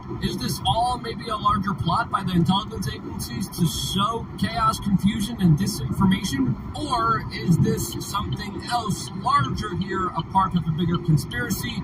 Well, who in the world knows, but clearly a lot of these lawsuits that have been going around recently have been targeting a lot of key figures who always have dared to question a lot of the bigger establishment narratives and lies. This, as it's pretty clear now, according to a lot of individuals, including the Capitol Police Chief, that there were a huge amount of federal agents that, quote, were swarming around, according to Tucker Carlson, on January 6th around the Capitol. But with this lawsuit now going forward, what will be the effect of it on Fox News, as of course the lawsuits against Alex Jones recently, that is costing him $1.4 billion. The lawsuits happening right now against Kanye West, Ye, for $250 million are also going on right now. How much will Fox News lose after just losing a significant portion of their money to Dominion? Well, who knows? But I think it's fair to say that these lawsuits are becoming more and more prevalent, as they are, in my opinion, used as a way to stifle any kind of dissent or conversation that the establishment doesn't feel comfortable with. That's just my personal opinion. What do you think really happened with Mr. Epps? Let me know down in the comment section below. Truly, a very big, confusing story that hopefully we get to the bottom of very soon. I wouldn't be here if it wasn't for you guys actively watching. Yeah, I know. That's all that. Well, I mean, just when they called me about my cholesterol recently, I mean, it's barely over the normal limit, and instantly they want to start giving me fucking statins. I'm like, no. I said, give me 6 months. Let me change my diet. Let me start taking some supplements. Fuck that. So, no, I'm not doing it. Stage and the Biden administration response. There's so many fucking side effects with all these statins and shit. Let me just try and get some exercise. I said, you can recheck my cholesterol in 6 months or a year, and if it's gone up or if it hasn't really done any better, I'll consider it. But fuck you with this fucking statins.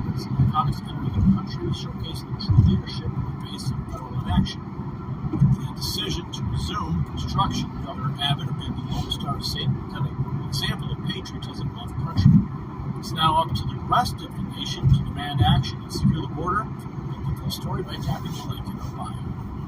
Now here's my hot take: the crisis at the southern border is a dumpster fire, and the Biden administration is holding the matches. Fear not, because Governor Greg Abbott of Texas is here to save the day. Joe Biden and his gang of very incompetents are busy undoing everything that actually worked Abbott is taking action to secure our border and protect our nation. He's like the superhero we need but don't deserve. It's like the Lone Star State has become the last line of defense against the invasion of illegal aliens and drugs. Abbott's commitment to completing the border wall is a big middle finger to the ineptitude of the federal government. It's a symbol of strength and a signal that Texas isn't messing around when it comes to protecting its people and its sovereignty. The border wall will make it harder for the bad guys to waltz into our country and will give our law enforcement the breathing room they need to tackle other important issues. Let's face it, folks. The cartels and criminal organizations are having a field day at the border, and it's time someone stood up to them. Governor Abbott of Texas, who's stepping up to the plate, and I couldn't be prouder. It's a true display of patience. Stepping up to the plate? You mean wheeling up to the plate? And should take matters into He ain't stepping up to nothing. Feds drop the ball. So let's rally behind Governor Abbott and demand action from the rest of the country. It's time to secure our border, protect our nation, and show the world America is not to be messed with. Oh, hell yeah. That's my take. They do that constantly. Our sponsors, College of Powder, enhanced skin, muscle, and fragrance. My skin improved in just a week. Get 51% I guarantee you they get kickbacks for if they start writing scripts. Thanks for watching Next News. They used to come with lunch. They bring a whole layout of lunch every time they come. This next newsroom. And if you found our channel you liked Is it legal? Probably not, but they still do it. Thank you for watching. Look at this, a triple trailer. Look at him, look at him sway. Woo. This is not legal in Michigan. They only do this. What do you think is causing this fear? I mean, I'll give my story to the guy.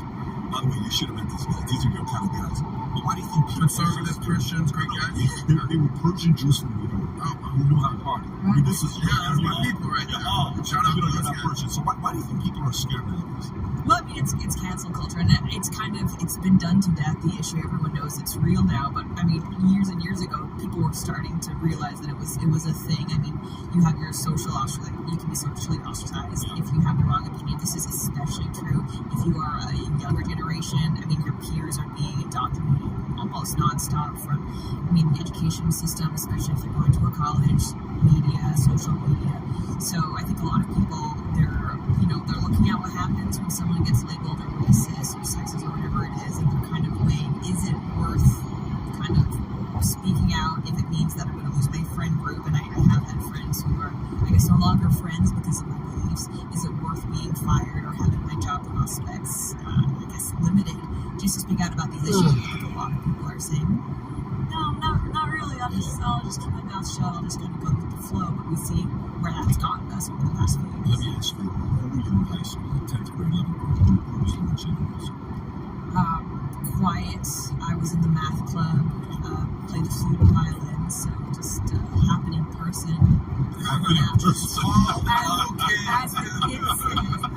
So it's fair to say you were not part of the party animal, getting hammered. Well, actually, I skipped 10th grade, so that should give you a little bit of an indication of what my social circle was. Got it. So you were like a 4.3 GPA. Painfully Asian. Yes. Really?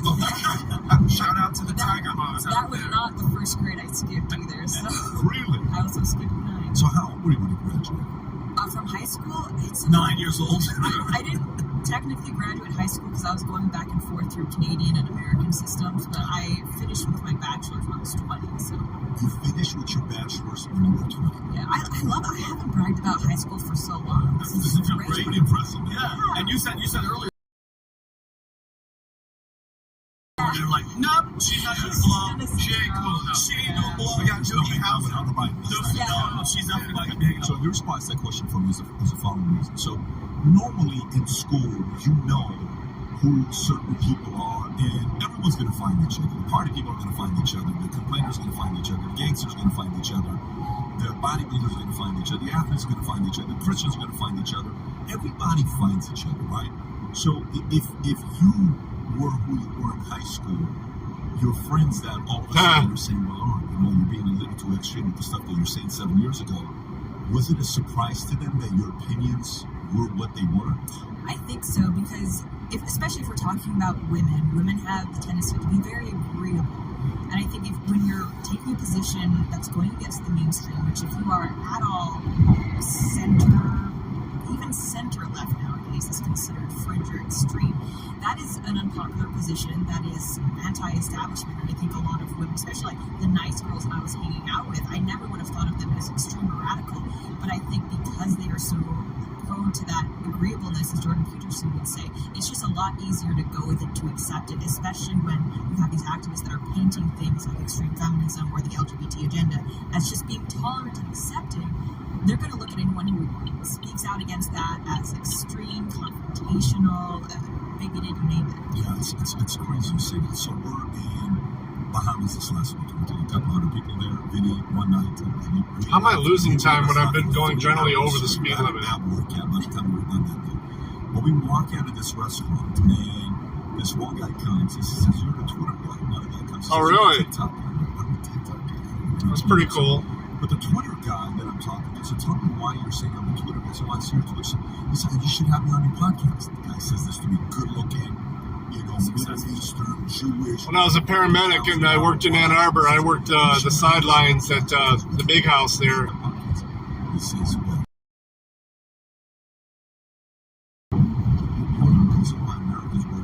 you are an absolute problem." He grabs his wife comes over. You guys come over. Every one of them listens to you, so he may know content, what we're doing, all this stuff. So, yeah, he is. I drove the little gator around. His friend is now joking with him. It was more of a golf cart back then before they really started calling them gators. Tell me actually what you're scared of. He says, what do I do? I mean, if I get in New York, I'm in New York. If I say anything, we're going to do this, and they're going to do this, and they're going to do that. That's exactly the issue, okay? The three communities that I keep talking about. His name took his leg.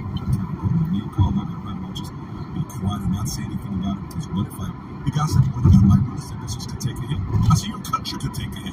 So we took him off the field and brought him to U of M hospital. He was high as fuck by the time we got him to the hospital. We had so much morphine in him. He was in a lot of pain. I'm an executive.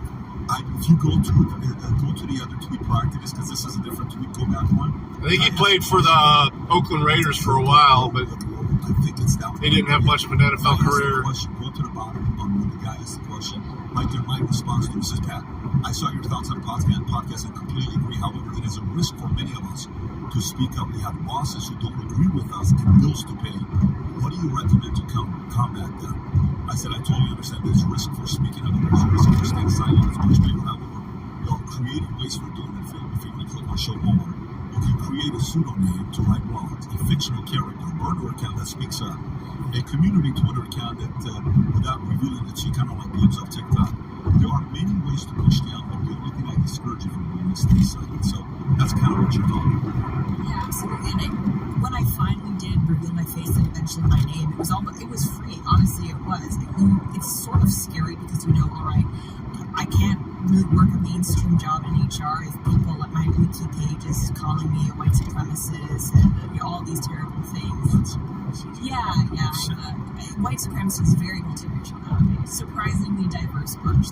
Oh yeah, working out now apparently. If you work out too much, yeah. But you know what? You actually left out a part. Not only were we at a dinner for 3.5 hours when we came out, that interaction with this group, especially with this guy, was like a 10 to 15 minute situation where he not even called them out. I mean, like an audience. It was like a town hall in the casino, and Pat wasn't being quiet. He was going on. He was seeing the light, and then his friends were showing up. Other people were showing up, recognizing Pat, and I think calling people out, Pat was not only like a good thing. We need more people like that. Remind you, he has kids in the room. He has enough crap going on where taking that time out in the middle of a casino on the occasion to Pat, it was pretty loud.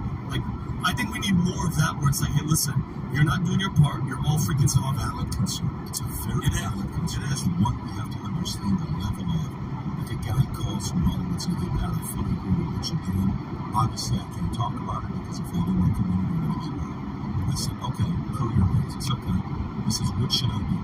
I said, "Do you have a few minutes for Hollywood?" I don't. I said, "What matters more to you? Is this a bigger cause in your life and your love for Hollywood?" He says, "That's something I got to battle." I said, "I totally get it. You got to do what you got to do." Nowadays, the movie Sound of Freedom, which we'll talk about here in a minute, but I think you want to say something. No, I just want to give you kudos, but also kind of give a little Yeah. pushback, but there's a different perspective. Yeah, I remember when that happened. So I fully agree with what you're saying here about creating a pseudonym. Even if you don't feel comfortable putting yourself out there are avenues to express yourself. No doubt. I'd say one of the things I love about doing this is I get to talk my shit, right or wrong. I get to learn. I get to grow. I get to express myself. That's the beauty of doing podcasts. What's interesting, though, is I did a Manect call. Shout out to the team at Manect. Everything's going awesome there. The guys I'm speaking with. Thank you. It's great. It's awesome. Connect with us on Manect. EBD, Vincent, myself, but I have a call with this guy, Manect. And the whole conversation was he was like, my business has taken a 50% drop because I express myself too much. I'd like to discuss, this is the question, I'd like to discuss with you on Manect what you think I should do. I said, all right, we get on a call, it's a half-hour call. I'm not going to put his name or anything out there. I said, so tell me about your business. Well, I'm in San Francisco. I'm in the medical field, and I work with a lot of high-profile people. I mean, he said some names. When I say high-profile, I mean very high-profile. Like, you'll know the names. And he goes, I'm a right, center-right guy, I'm a MAGA guy, I'm a Trump guy, whatever. And he goes, in the medical field, I'm making... In the last year, my business is taking a 50% hit.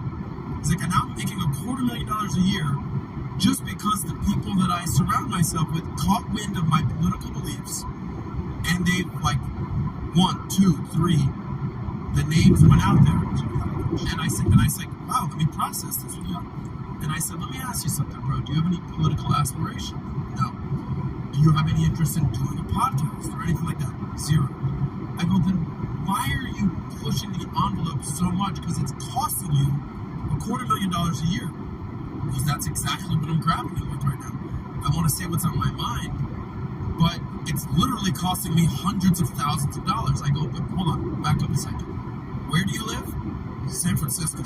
That's the problem. I'm like, are you planning on moving your business in? No. Like, this is where I'm at. I go, then I don't know what you want me to tell you, bro, but is voicing your opinion worth $250,000 a year? Only you can answer that. He goes, yeah, not really. But I'm glad, this is circling back, I'm glad that you brought up alternative options that people could in your beliefs. You could literally get canceled or lose clients or lose jobs or lose money, but that's the risk that we're at these days. But is it sad?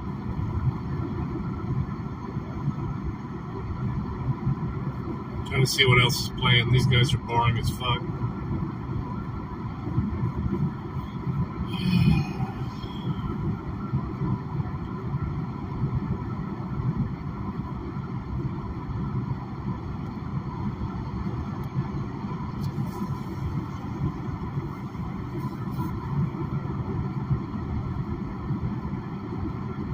Let's check out this Rogue Nation video.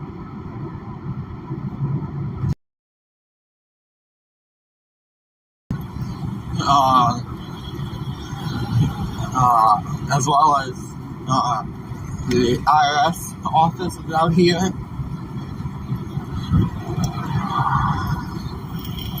There's a couple other places out here. Not sure what all is out here. I apologize for the wind and the traffic noise. It's kind of windy out, and I'm on a main road.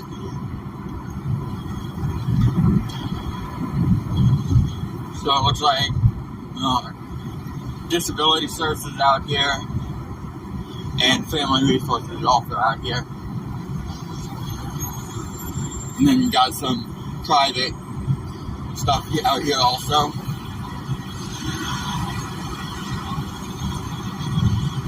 So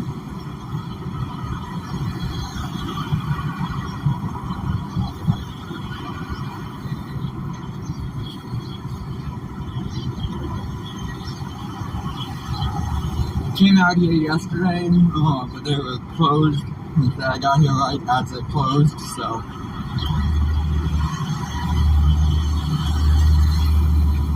Now we're here in the middle of the day. Let's see if they respect our rights.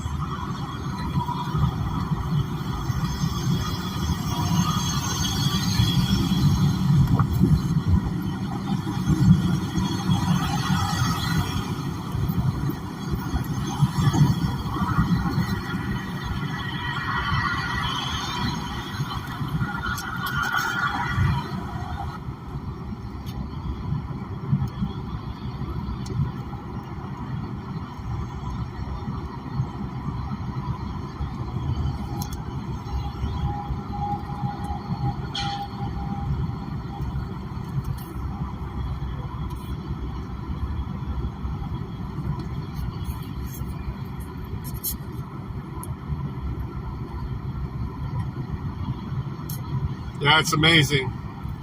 Little bacteria can take you out within 24 hours. But we can withstand huge traumas.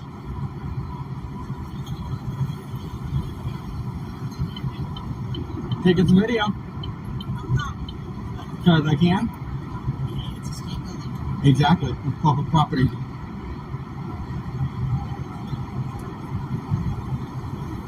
Play what? What exactly am I playing? Following the law?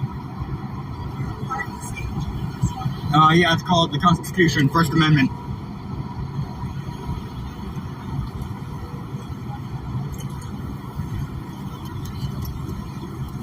You heard it yourself, guys. No, it's not.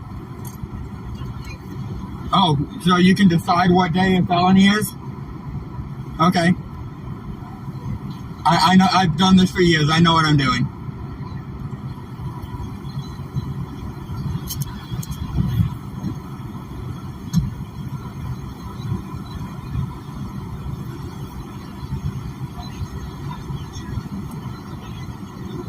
Okay. Well, no. No.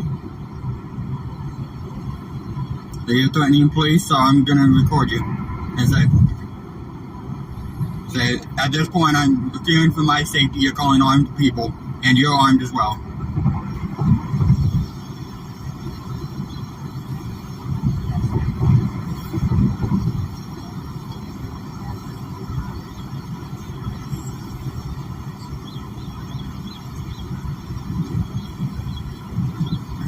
I'm intentionally not getting any patients or anything like that. I'm actively avoiding them. So,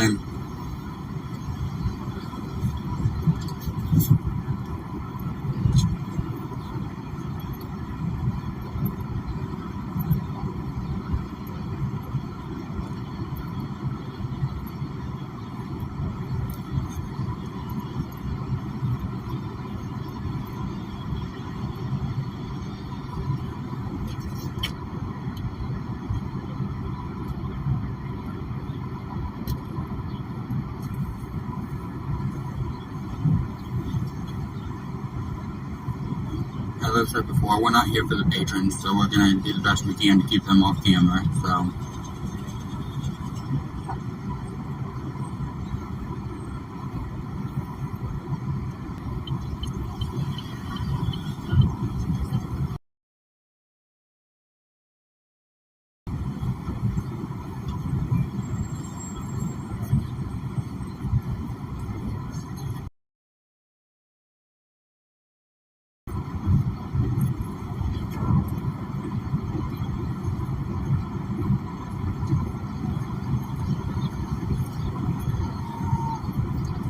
She told me it was a state building makes it public.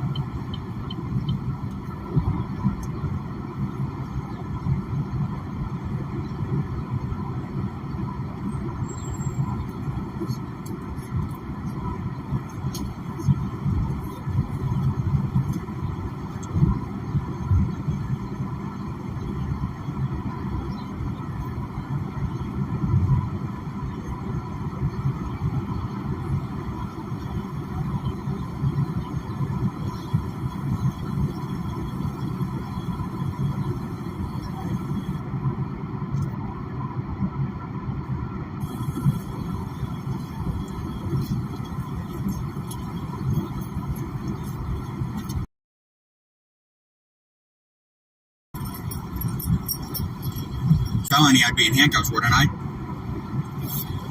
I don't see handcuffs on my wrists.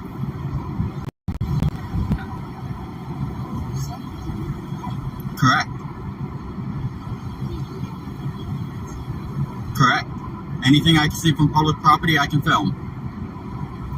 And that's the entire point of doing this, is, to educate you, so that you don't violate people's rights. But clearly, if you think I'm committing a felony, so I am, or my video is.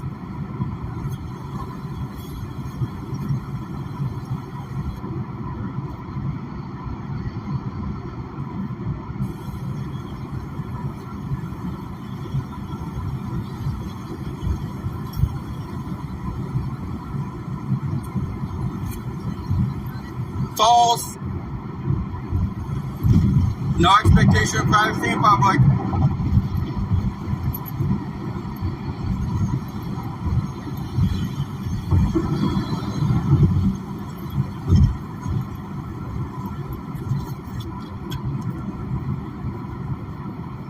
Have a great day, Chopper.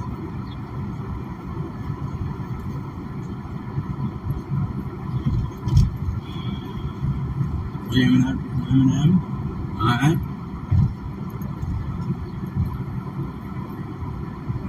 Fuck Eminem.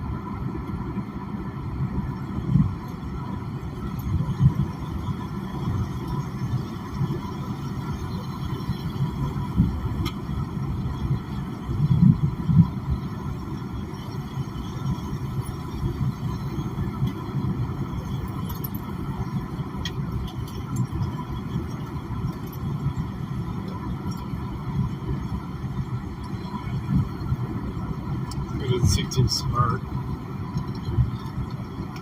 Needs to be more assertive.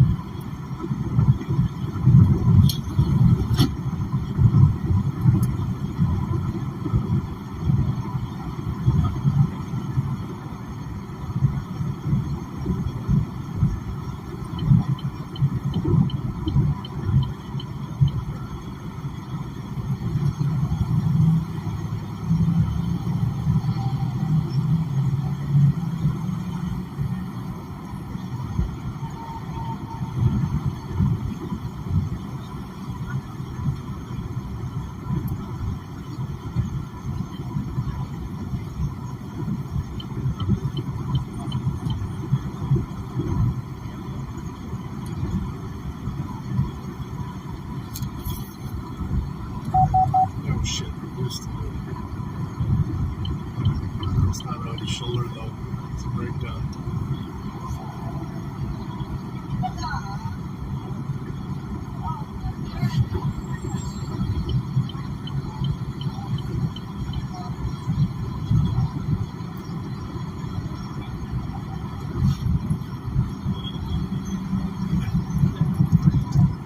Officers, can I get your name and badge numbers?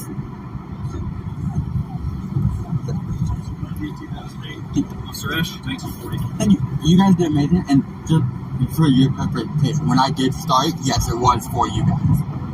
You guys have learned that we're allowed to do this. When I first started, every time it was, you have to leave. And you guys, as a whole, have learned that I'm allowed to do this. At this point, I've heard nothing but bad reviews from the security company, so I'm trying to educate them on the fact that we're allowed to do this. I understand you're exercising your First Amendment rights. I appreciate you exercising your rights. Okay. All I ask is just don't hurt anybody. Yeah. And I was even going out of my way. Anyone that wasn't explicitly visible as an employee, I was going down because I'm not here for the public. I was here for the security. So So. All right. You too. Yep. All right. Thank you. Have a good one.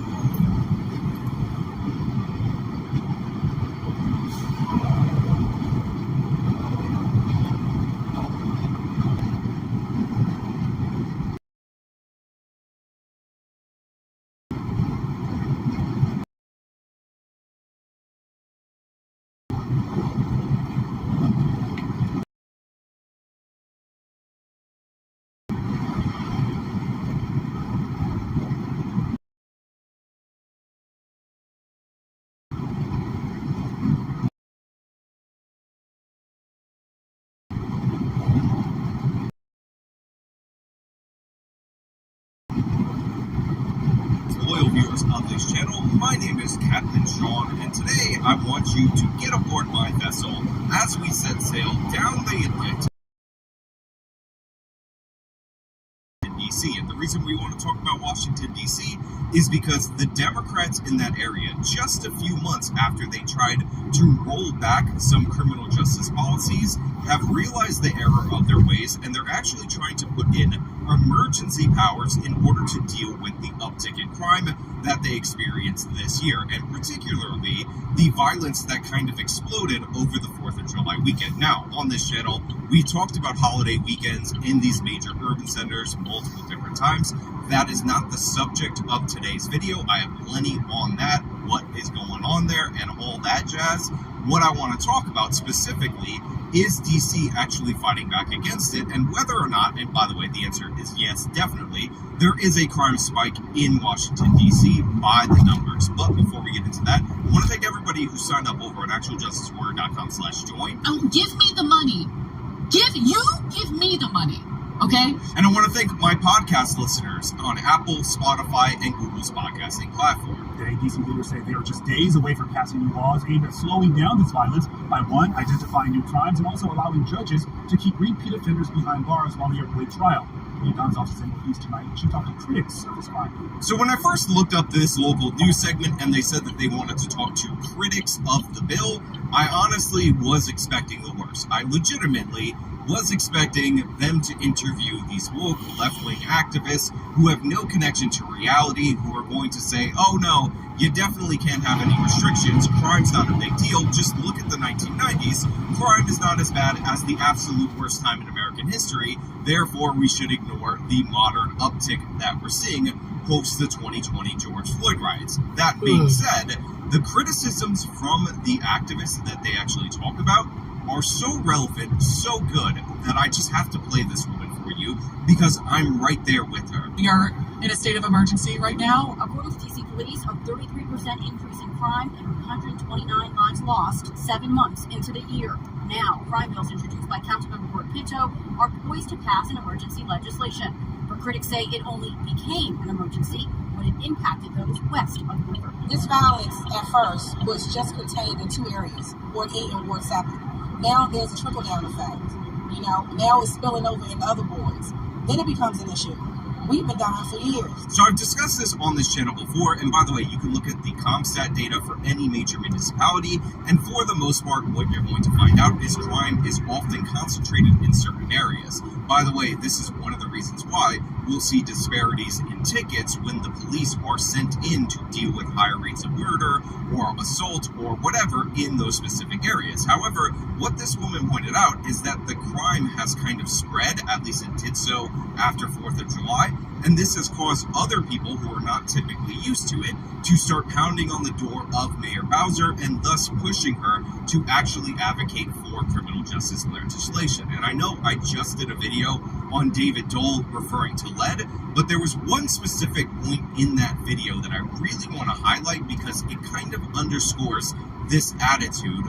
But how do you, like, why would somebody shoplift unless they need some shit? Like, that's, and look, I'm sure there are, you know, I don't know, some teens who do it for fun, of course, but just generally, people in desperate situations need to survive. when they're in those situations. Yeah, I they need do this more TV to survive. So right there, that is I Dole need these showing Gucci a complete bags. and utter disconnection from the motives or what would drive somebody to criminality. He can't imagine somebody stealing from a store unless they're in Aladdin-like distress at the beginning of the movie. And the thing is, this is so absurd to anybody who's, grown up around criminal types like I have, or actually stolen things like I definitely didn't ever in my entire life. And I think in terms of policy, what you often have is the dull types who have never actually experienced crime, don't understand the motivations, don't understand what makes somebody turn to criminality, making policy for people like this woman who live in the neighborhoods and are impacted by this. And when he's expressing overwhelming sympathy for negatively impacts her. Then when the crime spills out of the neighborhoods, like the one that this woman is saying that she lives in, into David Dole's type of neighborhood, all of a sudden it's a crisis and we gotta pass legislation. Once they start robbing the frozen yogurt shop that charges $14 for granola on top of some crappy frozen yogurt, then our hipster trendy guy over here, that's when he's had enough. That's when it hits close enough to home for him to care about it. Now look, it would be one thing if the crime had just spilled out into this area, but it wasn't actually up across the District of Columbia. But to be clear, that is definitely not the case. When you dive into the DC metro, crime is up in almost every category, and of course the few categories that it's down happen to be those economic crime categories that supposedly are committed out of desperation, because it's almost as if not following the rules of society, violating the social trust, breaking the social contract the way that criminals do, doesn't actually track around with Aladdin-like desperation. But we need to get into the problem so we can see how big it is in order to respond to it. So these are the year-to-date numbers that compare July 11th of 2022 to 2023 of that same date. And as you can see, homicides up 17% from 110 to 129 in 2023. Sexual abuse, 63 versus 84 in 2023, which is a 30% increase. Now, I will also point out that victimization surveys at the end of the year, these are just reporting data, will actually show way more sexual offenses than you'll see, because that's how that tends to work. Then we have assault with a dangerous weapon, which is up 5%. We also have robbery, again, year over year, up 52%. Violent crime overall is up 33%. Burglary is down 7%. Motor vehicle theft up 118%. This might have to do with that Kia glitch and that phenomenon. We have theft from auto, which is breaking into your vehicle, which is the same as last year. Theft overall up 25%. Arson, which is, small numbers, so no need to even talk about it. But overall property crime is up 29%, and all crime is also up 29%. Now, by the way, I'm going to link this whole crime source data in the description of this video, and I think it's important to understand that part of the reason why they were probably paring back some of the restrictions in the start of this year was that the 2022 crime numbers overall showed a 4% decrease from the 2021 numbers. Now, of course, we talk about this all the time on this channel, that 4% decrease was a decrease after a dramatic increase. So overall, since 2020, crime is significantly up in the District of Columbia. Ward 8 Advisory Neighborhood Commissioner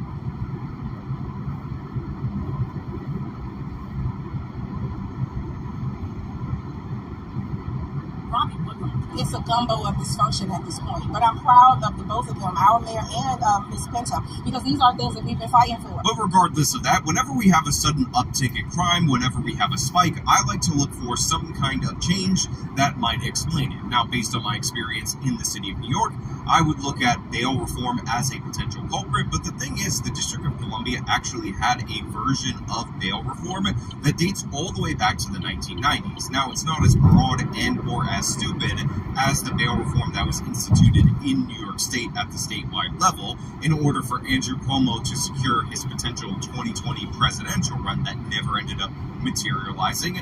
But they did have that law already, and we saw crime decreases post the implementation of that law. However, that's not really the whole story. There's two key factors that I think explain what is going on in terms of Washington, D.C., and the first, of course, is at the prosecutorial level. Now, I don't think that they have one of these Alvin Bragg type district attorneys that gets funded through a bunch of different groups that ultimately end up receiving funding from George Soros, that get backed by Sean King and his Real Justice PAC. By the way, again, just look at the district attorneys on those websites.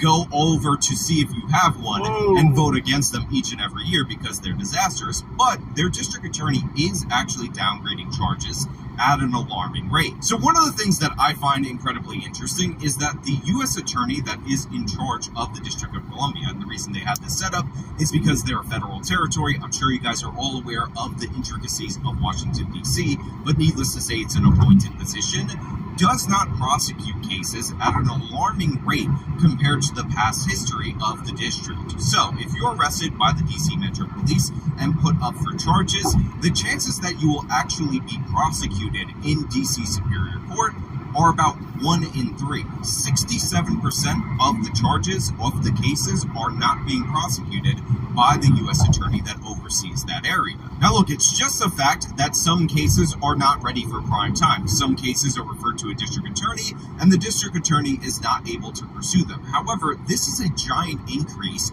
from the 2015 numbers as reported by the Washington Post and as from the Substack DC Crime Facts, because it used to be in 2015 they would only not prosecute 35% of the cases. So they used to prosecute 2/3. Now they're prosecuting 1/3 of cases. And the reason why this is really interesting is because homicides are up in DC, and it turns out the average number of time somebody who commits a homicide was arrested before committing that homicide is about 11 times. So they're not prosecuting 2/3 of these cases. Potentially they could have put a huge portion of these soon-to-be murderers behind bars, because as we know, repeat and escalating offenders are a thing. However, they're not doing that at an alarming clip, and this might explain some of the homicide increase, some of the crime increase that we're seeing in the district. Now, Matthew M. Graves, who is the Biden-appointed attorney for the district, said his office is continuing to prosecute the vast majority of violent felonies. He said prosecutors were declining less serious cases for a myriad of reasons, including that the city's crime lab remained unaccredited and police body camera footage was subjecting arrests to more scrutiny. Now, the chief of the MPD has essentially responded to this by saying that's BS. His department is not holding the bag on this one. The U.S. attorney appointed by Biden is the one making these poor decisions, and we should react accordingly to those poor decisions. And I'm tempted to agree with him, although I do think if you have an unaccredited forensic lab, you need to do something to fix that. This is the nation's capital. You can get that up to snuff. You also have the FBI nearby. I would assume that they have a crime lab that could be utilized for the District of Columbia, which seems like it would be a no-brainer kind of solution. But regardless, we need context to understand what a 67% declination rate is, because that is actually incredibly high when you think about other places in the country. For example, Wayne County, Michigan, which includes Detroit, the prosecutor's office only reported declining 33% of its cases last year. Now, this is the same number of cases that DC used to decline, and again, Wayne County, Detroit, not exactly Republican strongholds, and yet they have not declined or started to decline 2/3 of cases. Then we have Philadelphia. Prosecutors in Philadelphia only declined 4% of cases in the same time period, and in Cook County, which covers Chicago, it's only 14% of cases. Now, we need to put an asterisk on both Philadelphia and Cook County, because I am well aware, and I've talked about this in the past, of some of the other tricks that Kimberly Fox and that Larry Krasner are both utilizing to decline cases without officially declining them. And this is the severe downgrading of charges. But needless to say, 67% of the time, cases being brought to DC Superior Court are just declined by the U.S. Attorney's Office, which is kind of obnoxious because this isn't even elected a position. It's an appointed position. So you would think that the same political pressures that impact these other district attorneys would not apply here. Now, Graves claims that the declinations come mostly after arrests in cases such as gun possession, drug possession, and misdemeanors, not in violent crimes. He said his office actually prosecuted 87.9% of the arrest-made homicides, armed carjackings, assaults with intent to kill, and first-degree sexual assault cases. Now, the Post believes that it's actually 85.7%, not 87.9%, but even that is down from 95.6% of those prosecuted cases in 2018. But more importantly than the numbers put forward, whether it's 85 or 87% now, is the details, because the devil is always in the details, especially when you're dealing with these slippery district attorneys. Because one of the things that I noticed, and you should really harp on in that quote, is the very limited cases that he said they're prosecuting at such a high rate, and what all of that leaves out. So first of all, illegal gun possession should be prosecuted. Chances are, if you have an illegal gun, you probably intend to use that in another crime. So the fact that that's off the board makes no sense. But what he said his office does prosecute are the arrest-made in homicides. That's a no-brainer. In armed carjackings, which is very, very specific, meaning that they're not really prosecuting unarmed carjackings. Assault with the intent to kill, again, leaving out regular assaults, regular batteries, very crucial information, and first-degree sexual assault cases, which, of course, because he's emphasizing first-degree sexual assault, leads me to believe that they're not prosecuting other sexual assault cases. And by the way, I'm not speaking hypothetically or theoretically or metaphorically when it comes to these quotes. There's actually a lot of substance to back up what I just told you about the narrow classification of these categories. I was watching a Young Turks video of all places, and Anna Kasparian brought up an absolutely devastating point on how the District of Columbia is classifying crimes. A lot of the misdemeanors shouldn't be misdemeanors. So now they're violent crimes. Because they're violent like crimes. Strangulation. Exactly. Strangulation is a violent act. You're putting your hands on someone. You're putting your hands around someone's neck. Look, that's what they did in California, right? So when there was a ballot initiative in order to, make some or push for reforms in regard to nonviolent crimes, I voted in favor of that. But then they decided to reclassify all sorts of violent crimes, including human trafficking, including strangulation and domestic violence, as nonviolent crimes. Yeah, it makes no sense. Insane. Think about what Anna just said there. The District of Columbia is classifying strangulations, of all things, as nonviolent misdemeanors. Remember what this guy said about how they prosecute assault with intent to kill?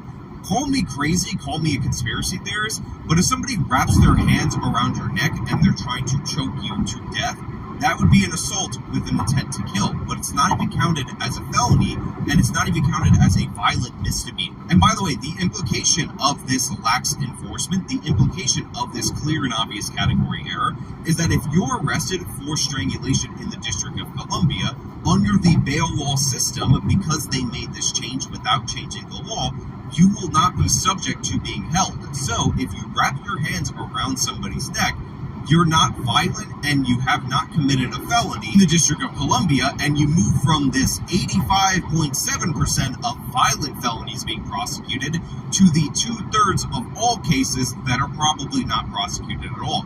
And remember what I said about homicides, 11 arrests on average before that person actually commits the homicide.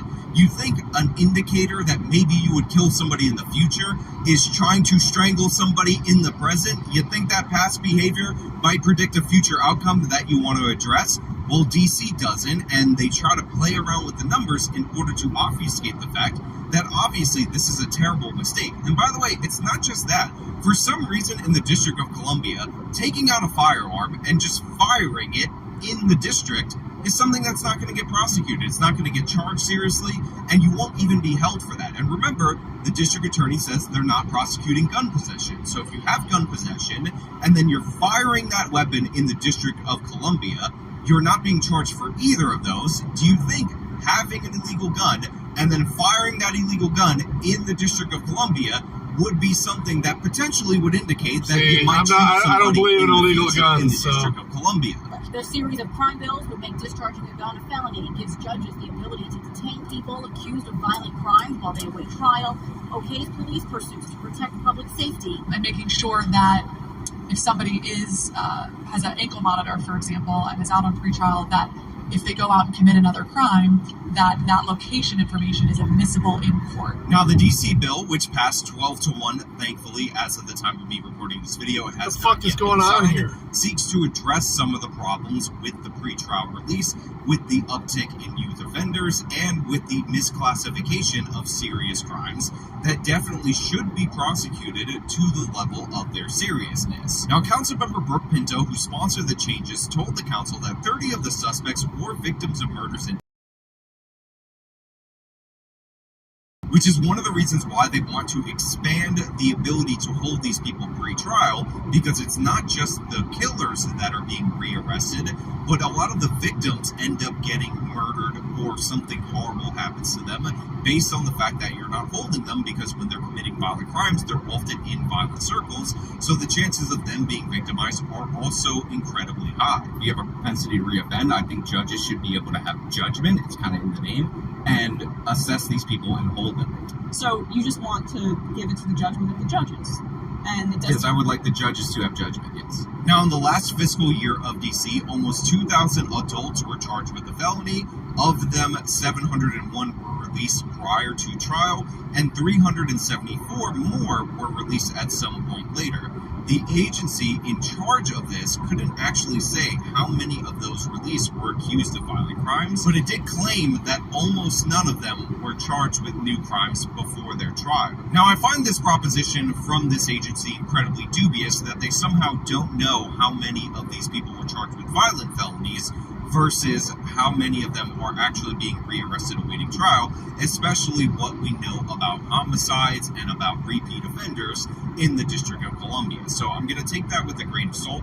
But again, this law in particular seeks to address that by reclassifying some of the crimes that were outside that category that the U.S. Attorney is referring to into their proper category. And among those crimes that they're trying to increase the punishments for are firing a gun in public, as we mentioned, strangulation, and carjacking. Again, all of these things are either up or they're completely misclassified as nonviolent crimes, so they're in the category of not being prosecuted. Now, there's a great quote from Councilmember Chair Phil Mendelson, who said, quote, "You can get away with murder in this city in response to the dramatic increases in crime," which is hilarious because when he was advocating for reducing penalties in just March of this year, he suggested that the perception of high crime was just overshadowing the reality on the ground. Now, there's one other thing that they actually address in this, which is the fact that DC instituted one of these ridiculous and absurd no-pursuit policies. Now, obviously, if it's a matter of policy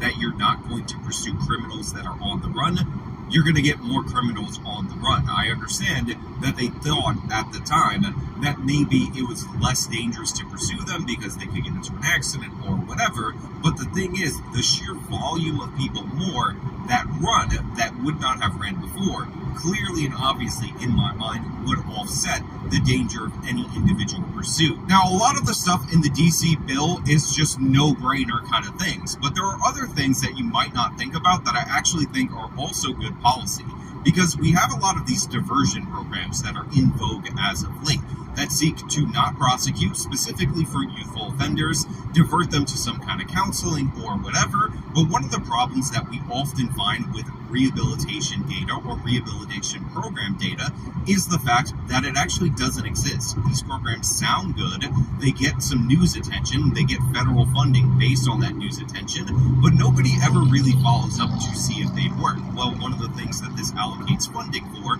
is to actually determine whether or not these rehabilitation programs, these diversion programs, are actually doing anything positive. This is absolutely crucial information, because while I think just going soft on youthful offenders is not good policy, I am in favor of trying different interventions in order to divert these people without necessarily putting them behind bars. But the thing is, I'm all about data-driven policing, data-driven law enforcement. So if you have a program that sounds pretty good on its surface, but nobody's looking into whether or not it works, and we find out it's completely backfiring, then you're not really doing anything productive. You're just wasting money on a program to make.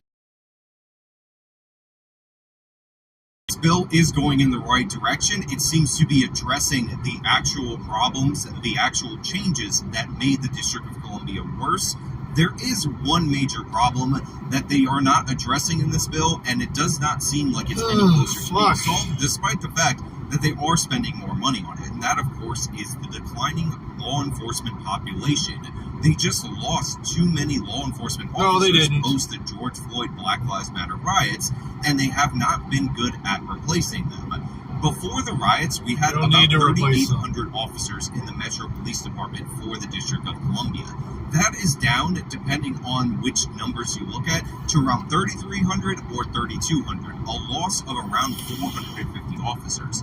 Well over 10% of the force. If you lose over 10% of your police force, the chances of you actually catching these criminals or deterring these criminals is just not going to be as high. And as we've seen in Los Angeles, go up exponentially. So we're one little incident away from this, all based on the fact that they have an officer shortage. Now, I've said this before and I'll say it again. The officers that are retiring are often the most seasoned investigators, your skilled positions, people that you can't replace so easily. So the fact that they're retiring disproportionately at once means even if you were supplementing with new recruits, they just won't have the talent level that was previously there.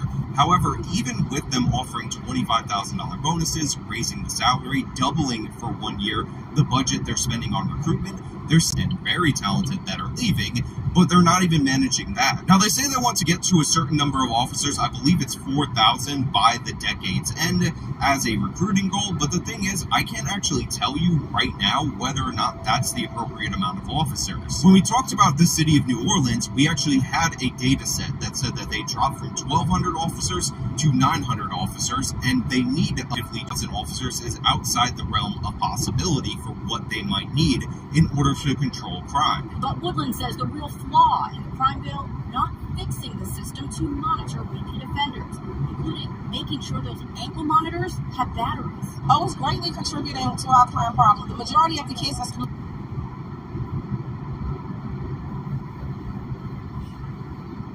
crimes right now have already been CFSA involved. They are already committed through CSOSA, and the majority of them already have ankle monitors, and none of them are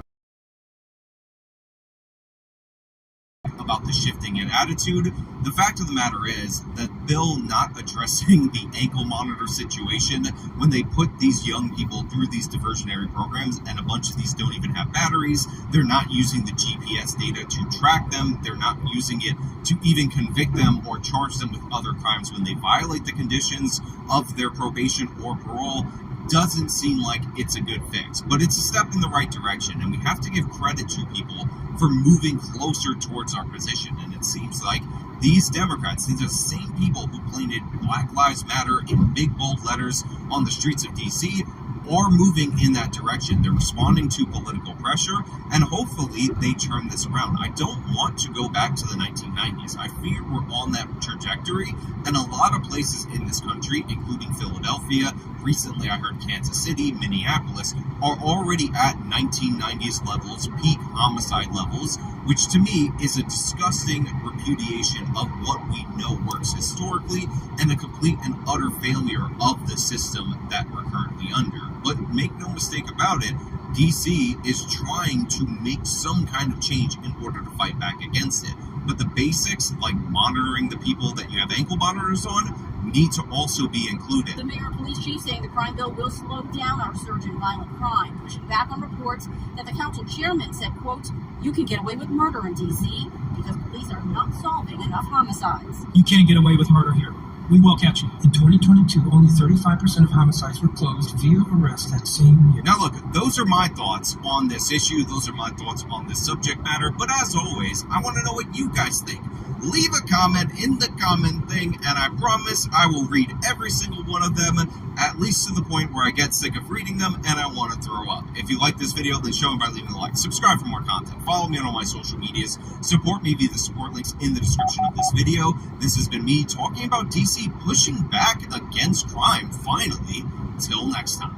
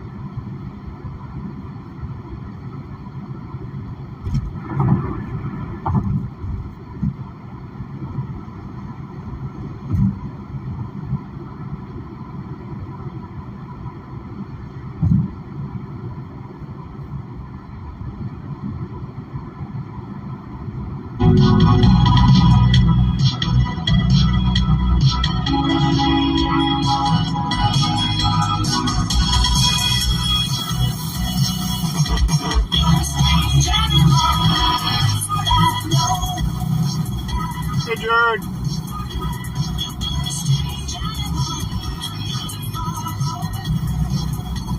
Oh my.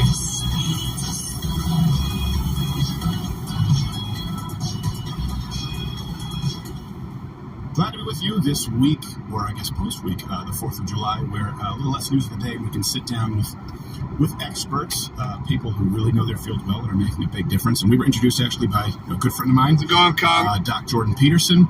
You can follow him on Twitter at Bjorn Lomborg. I'll have that bottom lower third because to white Americans it's probably hard to spell.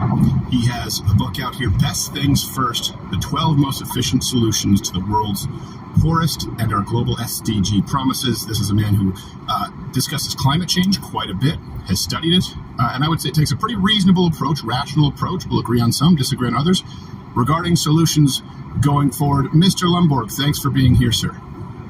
It's great to be here, Steve. Well, look, come on, let's not lay it on too thick from the outset. It's okay. Now, I did call you Steven, though. Yes, that's true. Thank you. Yeah, I was telling him before we started filming here that my mother named me Steven because she was okay with the nickname Steve. It was the only nickname, and then she decided that she hated the nickname Steve. And that actually, it relates to you. You know, you do have a problem. It's a good problem. You've become so good at English that your accent is almost non-discernible. My mom has that as a French Canadian, but then maybe sometimes expressions or tenses might be, and people go, wait, what's going on here? Is he dyslexic? It's like, no, he's Danish. Yes, that's my excuse. Yeah, you don't have an accent that's really identifiable, but you speak 4 languages, right? Yes, or coming up on 5. Oh, yeah. Okay.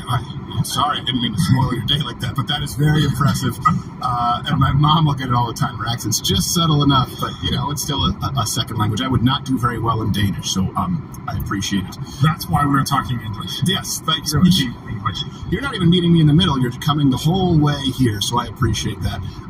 Now, you are the president of the Copenhagen Consensus Center. It's a think tank, and you've been named one of the 100 most influential people in the world by Time Magazine. For people who aren't necessarily familiar, and I think most people are, explain to them what it is that you do and how your approach is different in the world of climate change, and specifically climate change sort of alarmism that we're seeing out there now. Oh, that's a very good question. So fundamentally, I try to say not just what does the science tell us, because there's been a lot of discussion in the science, but what should we do about that? And what I try to say is we don't have infinite money. We don't have resources to just throw at everything. Whoa, we really need to ask ourselves where can we do the most good. That's going to be on fire in no time. Climate change and all the other things that we'll talk about later is it a problem or not? Of course, global warming is real. It's a problem. It's man-made. It is something that we should be concerned about. Smell something. But first of all, we need to get it right on the level of concern, and a lot of people just drive it through this is the end of the world. It's by no means the end of the world, and we can get into that. And then secondly, how do you fix it? Well, a lot of people seem to suggest we need to do everything and the kitchen sink to fix this problem, which basically means we're going to have very little money left for all the other problems in the world. That's not only wrong because we end up spending a lot of money really poorly, but also because we forget all the other challenges that the world is facing. So I'm really trying to take a step back from this whole conversation. It's not about is it right or wrong, but it's much more the policies that we then make for climate change and all the other problems.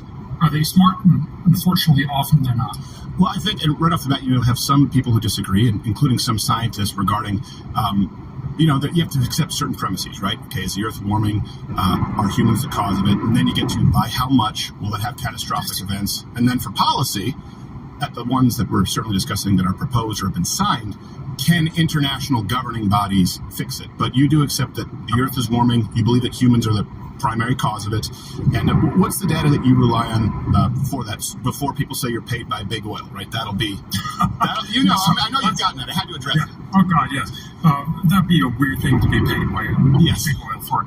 But fundamentally, I'm simply taking my starting point in the UN climate panel reports. I think most people probably never read them. You should. It's 4,000 pages of really, really boring stuff. A little late for that. I've done it, and I wanted to blow my head off, but I appreciate the spirit of the warning. The too late warning, yes. But if you actually read what they say, and I think it's reasonable to say they're as close as we get to a gold standard of what global warming is. They tell us global warming is a problem. There's nothing in there that tells us this is the end of the world. So again, I'm not a natural scientist. I'm a social scientist. I'm an economist. Actually, I'm a little bit of a pretend economist. I'm a political scientist. But that's pretty much all economists, so it's okay. I won't hold it against you. Yeah. So thank you. So I try to talk about what is the cost, what's the benefit of different solutions. But I simply take as the starting point. Lots of really smart people have been looking at this. There is a problem, not the end of the world. How do we fix it? Right. Well, and the reason I do bring that up, and again, I appreciate your rational approach, is because if you look at these same reports, right, there's a consistent theme if you look at the proposals coming from places like the UN, and some of them you do address, obviously we'll talk about sort of what their focus is as far as green energy or renewables, but the consistent focus seems to be, okay, this entirely, I guess to say, tectonic shift in all of the ways that we consume energy and depopulation. Right, I was there at the UN Climate Summit where I watched Ted Turner propose China's one-child policy to thunderous applause, and it surprised me as a young 20-something-year-old. So I think that, I know we want to reach across the aisles, but we do need to remember there are people on that side of the aisle going, wait a second, if it's the gold standard, but it's also married with these policies that are viewed as pretty radical and anti-freedom, that is an important balance for not just the economic measures, but the freedom that people value versus control, because I think that's at stake in a lot of these proposed policies. And I think a little bit is also because the UN is very bad at sort of keeping the different conversations apart. The UN climate panel is actually trying to do really good research. Losing time, and I'm doing over the speed limit. That's crazy. On who gets to summarize this for policymakers, which is obviously something governments do. They certainly sharpen, they often slightly manipulate some of the conclusions, and then of course they get much sensationalized when they get into the media. And then you have all the people like Ted Turner and everybody else who shows up at these negotiations, which are actually hosted by a different organization, the UNFCCC, and they are very, very much for saying we need to gung-ho go all the way on renewables, and we need to depopulation and degrowth and all kinds of other things. Look, these are things that people throw up. They don't all mean all of it, but fundamentally, there's a lot of things in there that are both very ineffective, very unlikely to happen, and simply not the way that you're going to get most people on board to actually fix anything like climate change.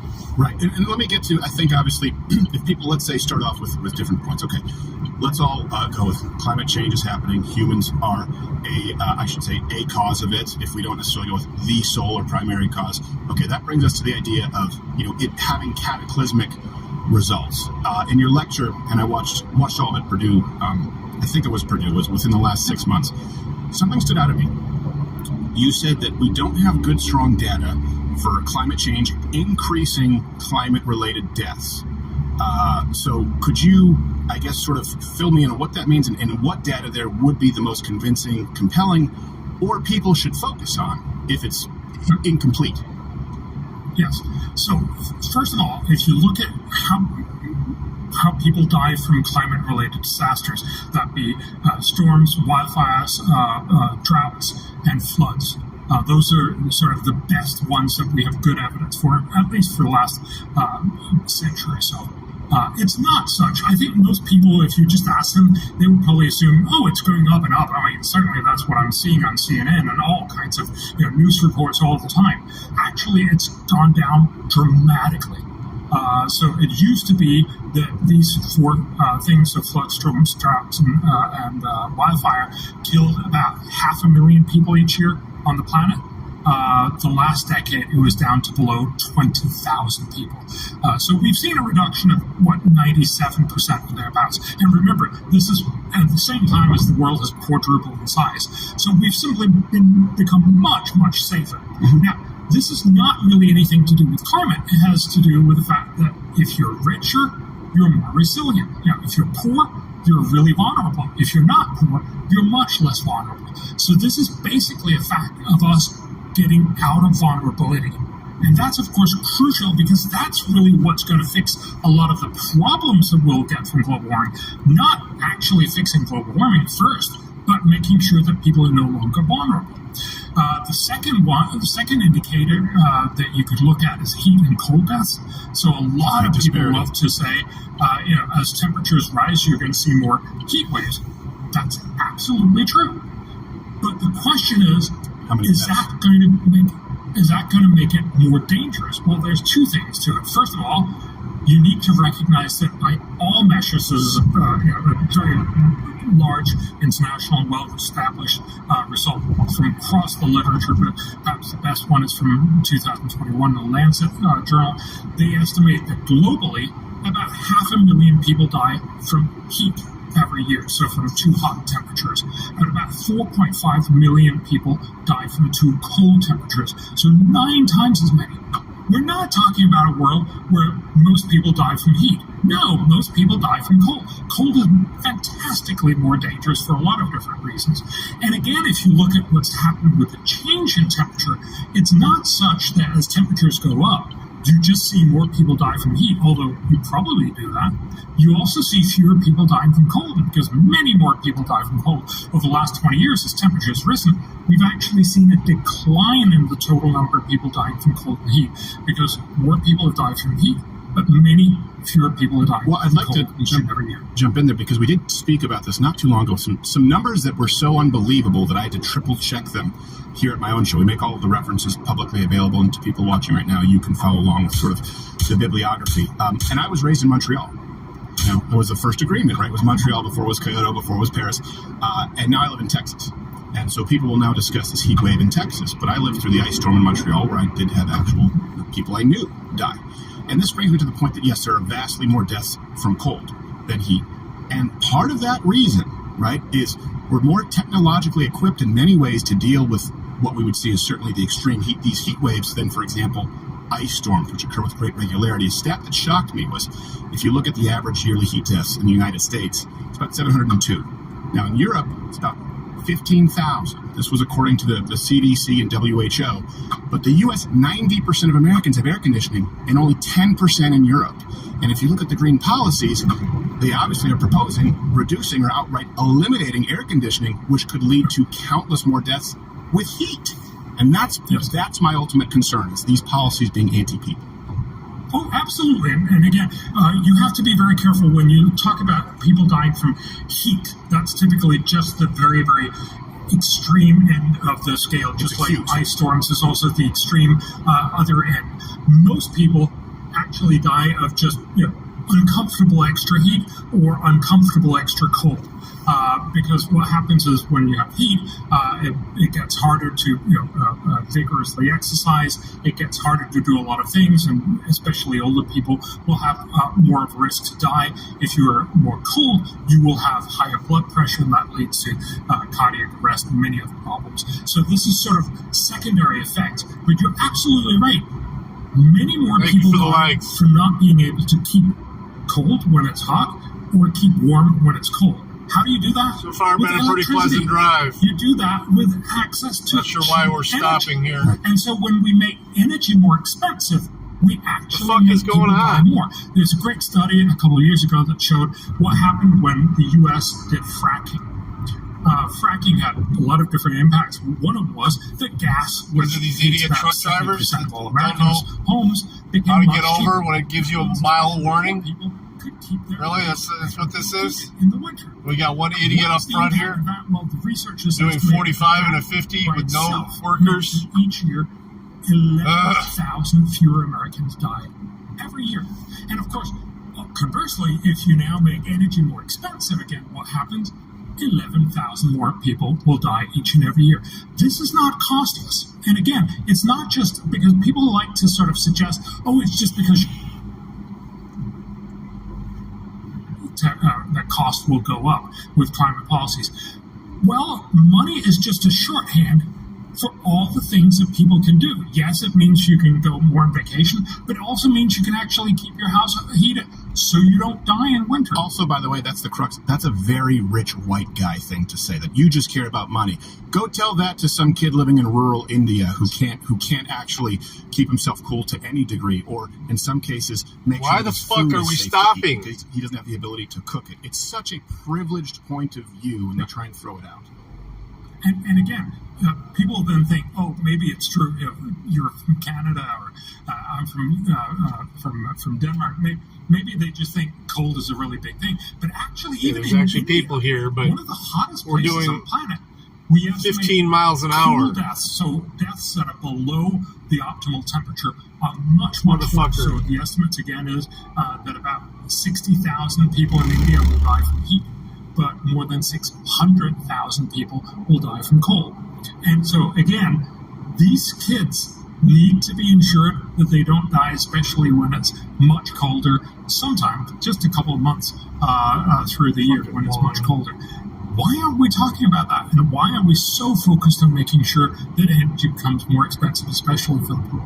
No, I think that's a very important point. I mean, if you take it all into account, let's even reduce it right from air conditioning or centralized air. Hey, if it gets that cold, how many of them have parkas? What's required to create a parka? What do you think, the zippers are made of? What? Likely some kind of petroleum product, unless you're like Andrew Tate, and it's probably made of solid gold. But the point remains. Let me ask you this, because you made some really good points on this, and I can't remember the data reference that you used. Was it something IEAC? I know this was in relation to separating sometimes just carbon dioxide or carbon emissions versus pollution, because this is something that has surprised a lot of people. So many people today still die from global burden of disease. Yes. Oh, that's right. Okay, global burden of disease. Yes. They look at what do people die from in all kinds of different ways, and you just got to shake your head in disbelief when people say, climate change is the most important issue in global health, or even for American health. No, it's not. By far, and look, people know this. By far, the most important thing is that you die from cardiovascular disease and cancer, but also that you die from cold rather than heat. But in the poor part of the world, and we often forget that, now, environmental issues are big, but it's not what you think. It's not climate change. It's air pollution. In rich countries, it's outdoor air pollution that's dangerous. But in most of the poor world, one of the most important issues is indoor air pollution. It's the fact that most people in the developing world cook and keep warm with dirty fuels like dung, cardboard, wood, whatever they can lay their hands on.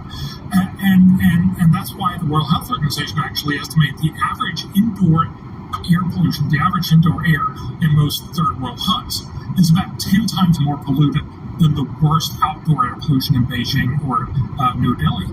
So we have no sense of this. Indoor in most developing countries is a little bit like smoking 2 packs of cigarettes each day. Not surprisingly, that's not healthy for you. No. Well, I did that for about 13 years of my life growing up in a French-Canadian apartment. A 3-bedroom apartment. Every New Year's party, that was probably a case of cigarette packs. Everyone smoked. But yes.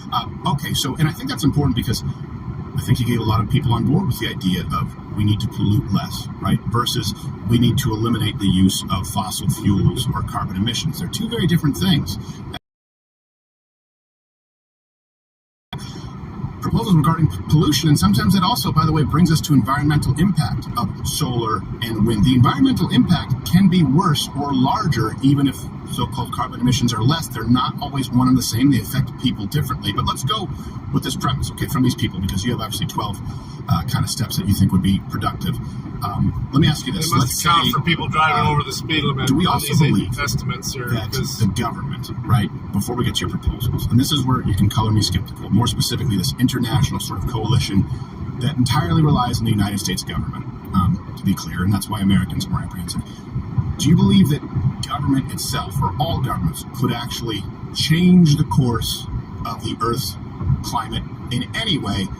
And if not, what are the proposals that could actually have an impact?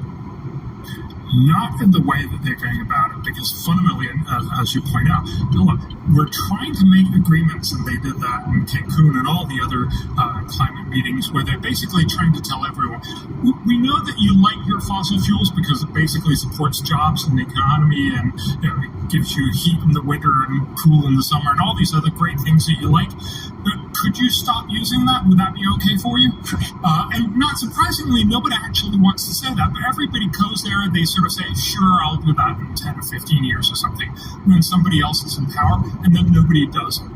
That's not, surprisingly, not a terribly good way to do it. Now, you have some people actually going to try to do something along those lines. So, Biden in the U.S. and much of Europe, Justin Trudeau in Canada, and many other places, but they're actually saying, look, we're going to spend a lot of money to try to at least rip a little bit of this engine of growth out from our economy. Again, this is going to be fairly costly. It's not going to cut very much, and we've seen how hard it is to actually do this. And of course, once the price starts increasing, most people will say, screw that, I'm going to vote that guy out. Right. So this is an unsustainable and unrealistic way, mostly, to try to fix the problem, which is why it's failing, and which is why I'm trying to say there's a much, much smarter way to do this. Fundamentally, look at what the U.S. did, again, back with fracking. Fracking was basically this idea that we can get to a lot of gas in the U.S. that we couldn't before with a new technology.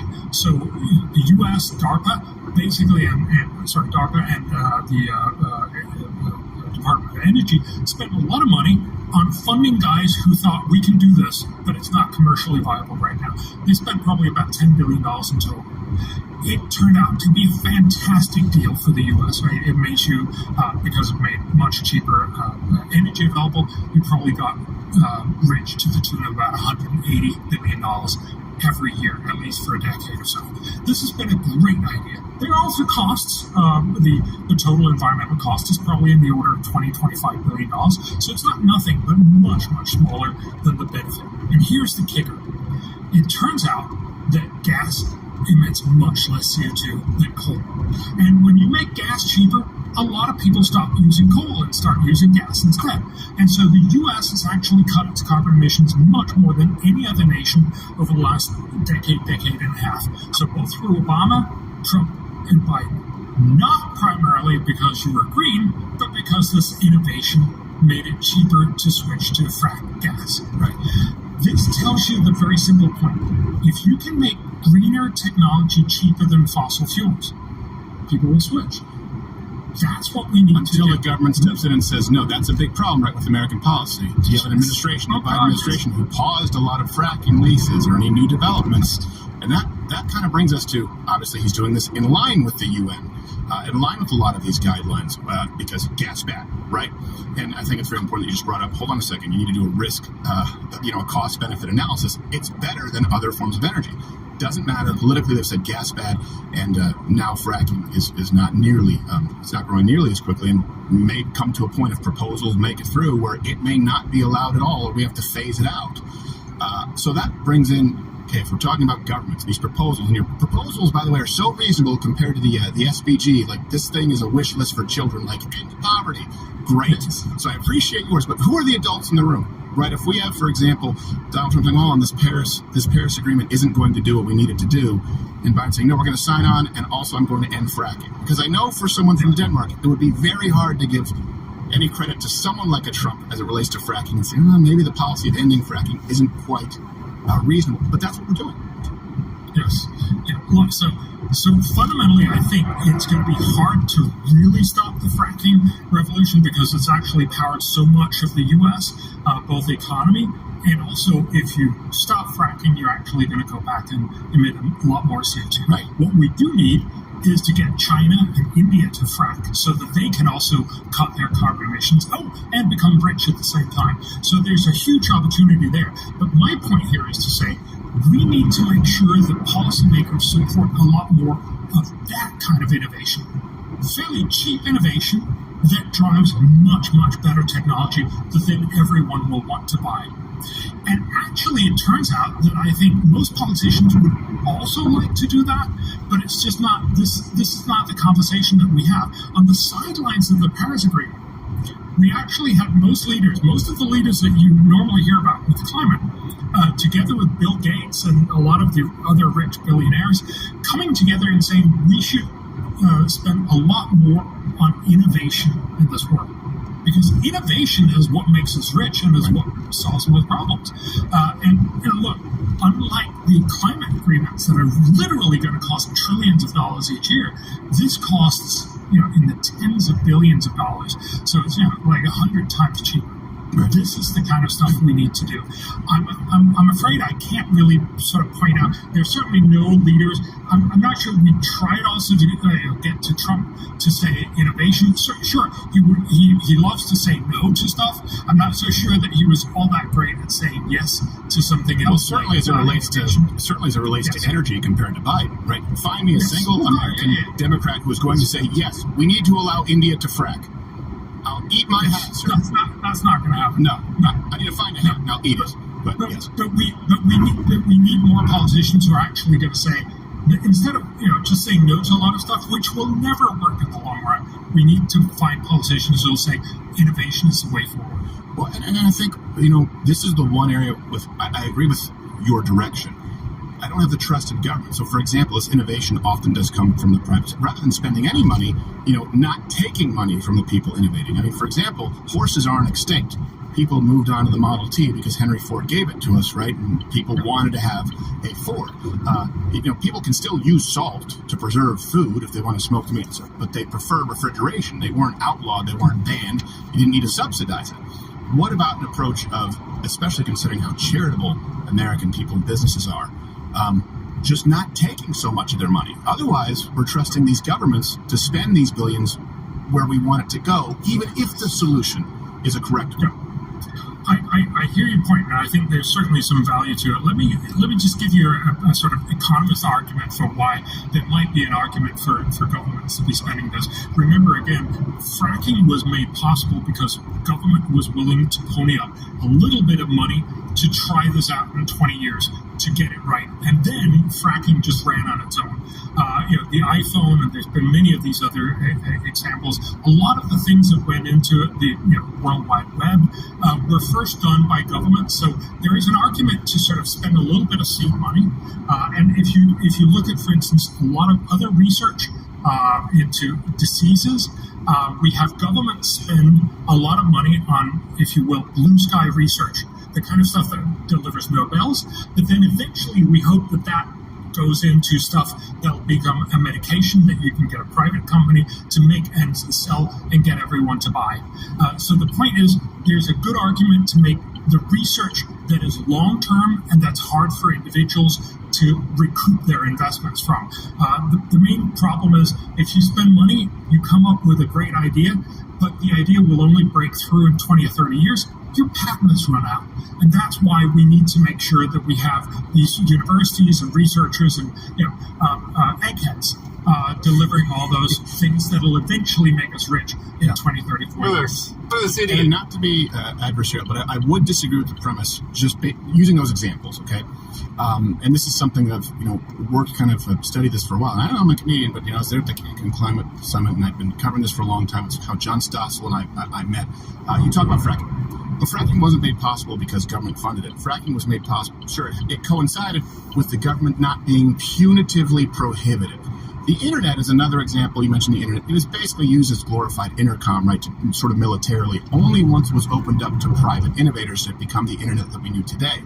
Drug research, we talk about, well, there's no country in the history of the world that's provided new medical innovation outside of the United States, and the vast majority of that has come from the private sector. That's why when Canada went public, their medical research actually just plummeted to an unparalleled degree. So I think sometimes there's the chicken or the egg, and people think it's because of government. No, hold on a second. There were points in time where the government reins and the shackles were removed and the private sector was able to innovate. I think it needs a little of both, but I don't want to give too much credit to government. This fucking idiot! I just want to mention one thing. Mitchell, who was probably the single biggest guy in sort of getting the fracking through, he's on record for saying very much. Oh yeah, let me check him out. The support of the DOE for a decade or more. Well, he's not going to not take the money. No, but it sort of suggests those streams are just so hard to keep up with, man. Convincing those investors to keep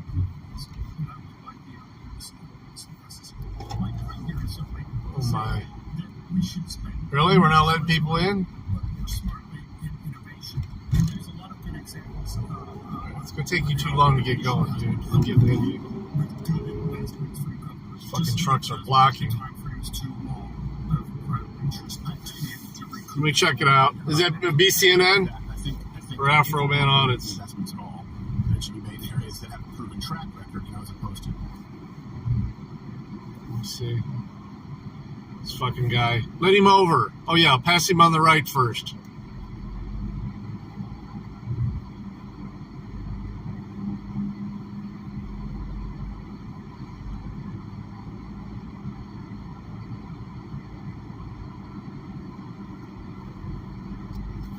BCNN, okay.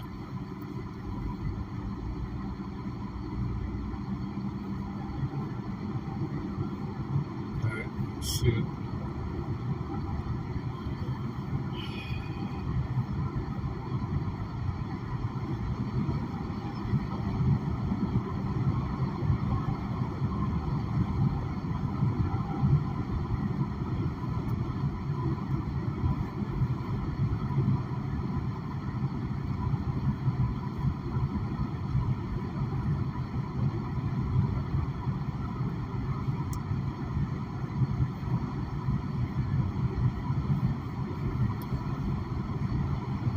Yeah, it's like dead quiet.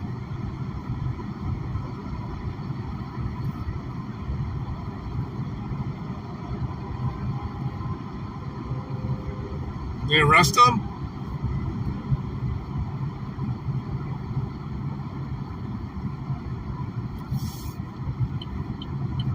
Why are they posting phone calls?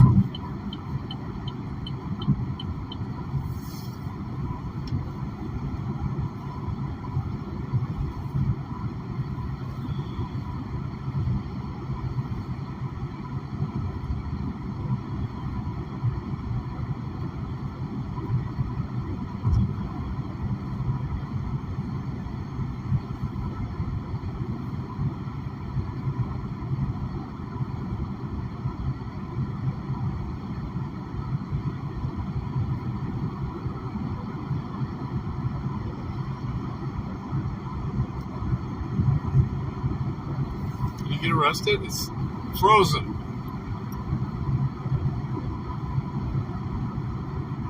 Okay, he's moving.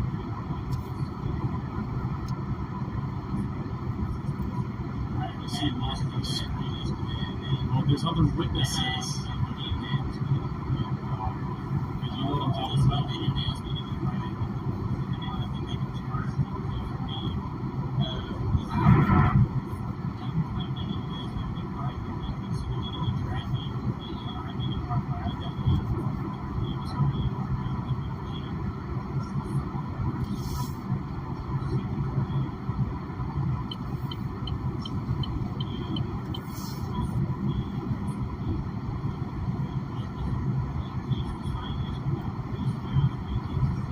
You want to talk to the last one? New charges.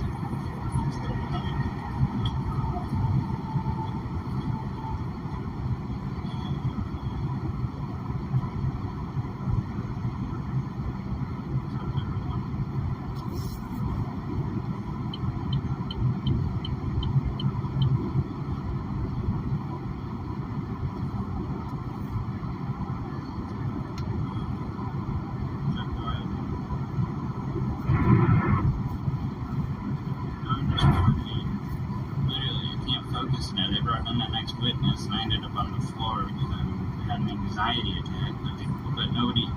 Lynn County is the one who created me to have anxiety, PTSD, and all this and that.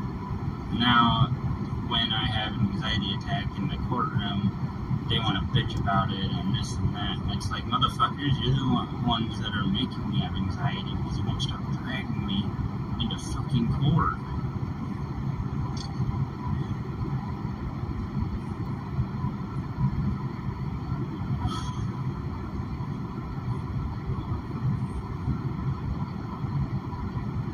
Yeah, John, I brought that up as well. But they're claiming that, because even my arrest warrant shows 2 charges, harassment and willful disturbance. But the judge says that, all the charges they're charging you with don't have to be on the arrest warrant. Like, literally, these people just say whatever the fuck they want. They're running a fucking RICO system. Not a RICO system. Yeah.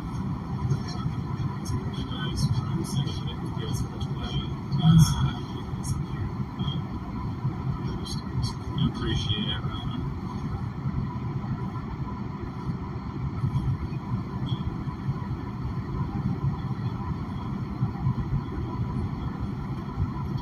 I appreciate you, Concord. What's up, Randy?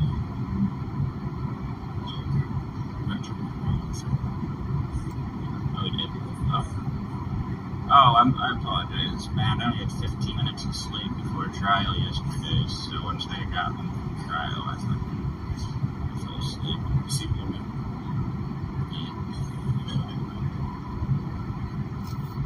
That dude's flying. Thanks, hairstylist.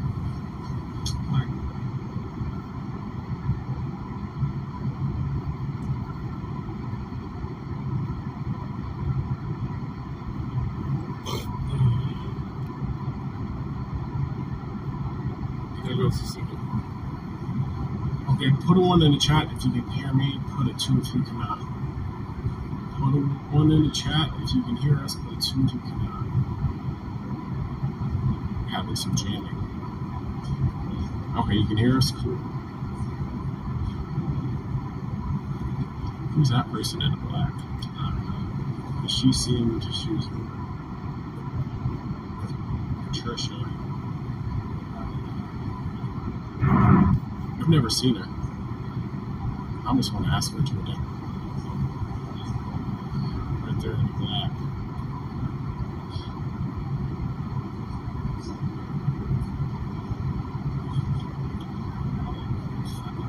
Did they say what the new charge was? They didn't lie. They wouldn't be the case.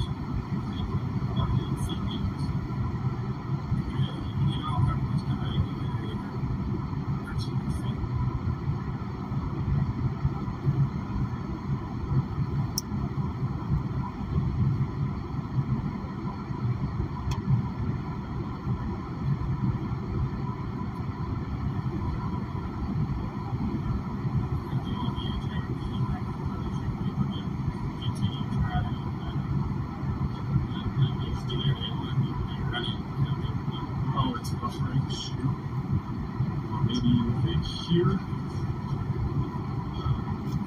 John got hung up.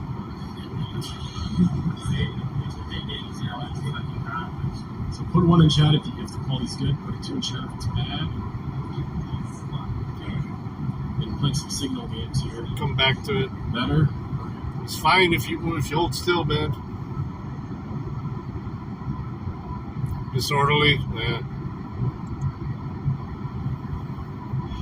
Fucking assholes, man. You could tell he's generally good kid with a good heart.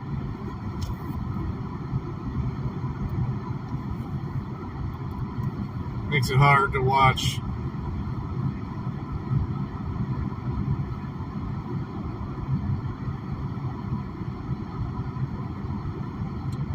It makes it real hard to watch.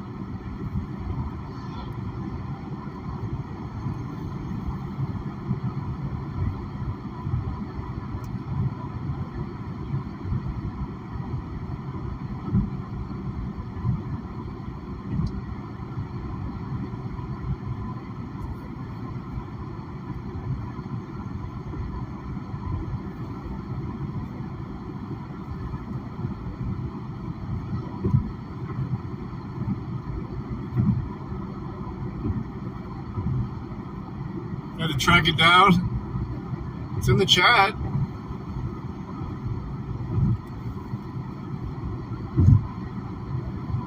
You just clicked on the link in the chat or in our messenger. Yeah, I'm in Pennsylvania now. I'm about 47 minutes away. For some reason, even though I've been above the speed limit virtually the whole time, I'm losing time on my ETA. I don't understand it. Unless like traffic is must be just absolutely nuts in Pittsburgh. Because whatever. Tell me to add washer fluid. I don't get it.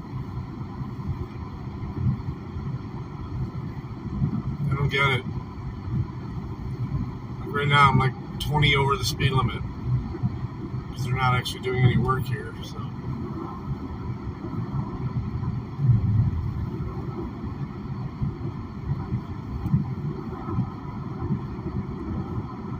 Oh, okay.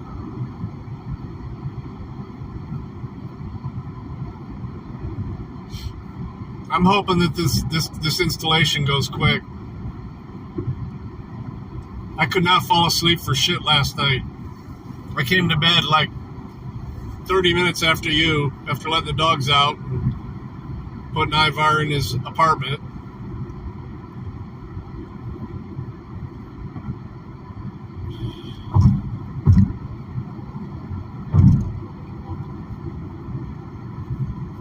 I don't know how much I did finish sleep. Ugh.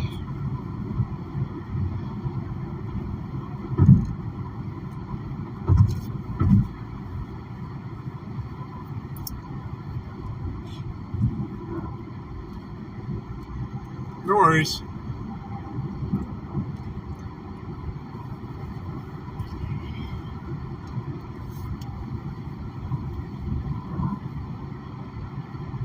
Hey, dirty dog.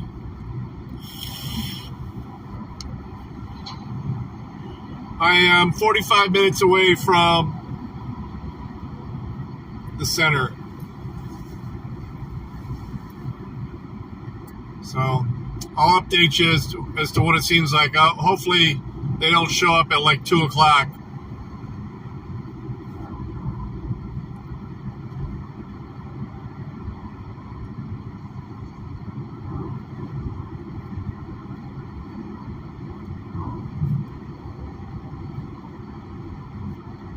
Is there any other place you might want to recommend besides that baker? I mean, I love that place. I thought it was cool as fuck, but I don't know if there was another place you might want to recommend to eat. Could test it out for when the wife comes next time.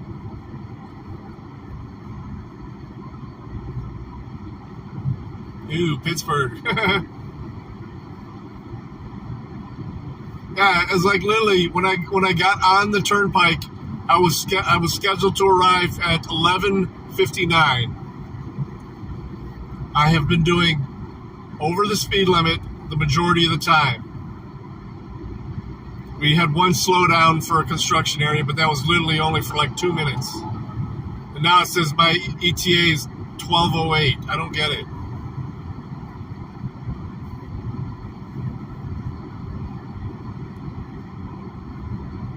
Yeah, Comcast. But it's their business crew. Usually their business crew does better. They usually go a lot smoother if I'm there. They try and pull stuff and get it. Well, that was Spectrum, but they're always trying to get away with some shit. All right.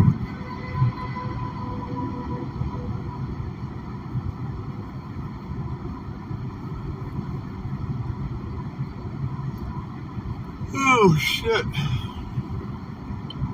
4 hours is too long, did not stop. I should have stopped, but I just kept losing time, so I was like, fuck this, let's just keep going.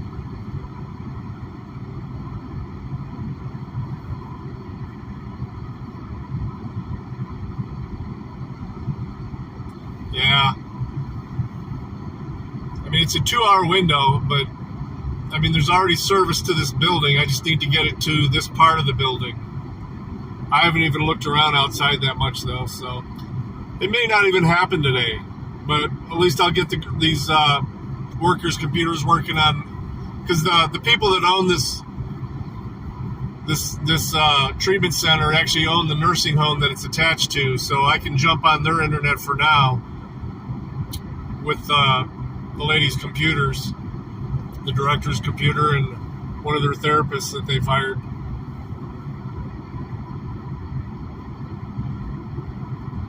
I only do like 4 over.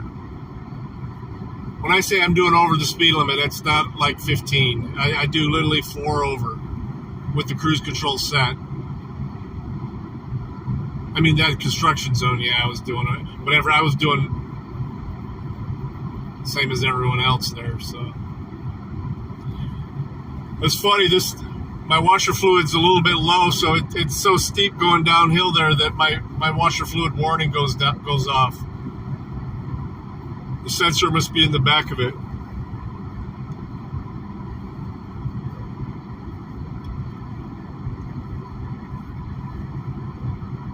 Yeah, it's 6655 Frankstown Avenue, I think. Franks Avenue or something like that. Whatever. Try and find something here. So I could watch you. The watchers should have the video going. Oh, fuck. Fucking yawns got me, man. So the wife wasn't even subscribed to this channel. She just had to subscribe. I think that's kind of funny, actually.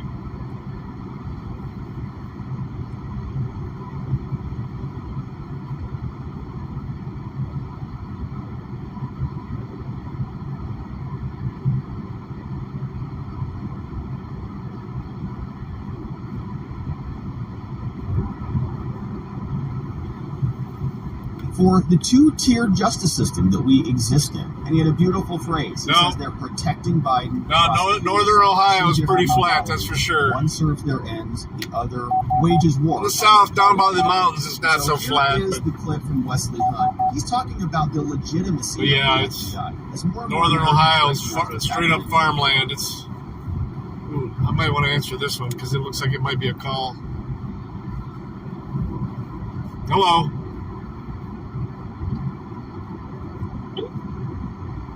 Hello.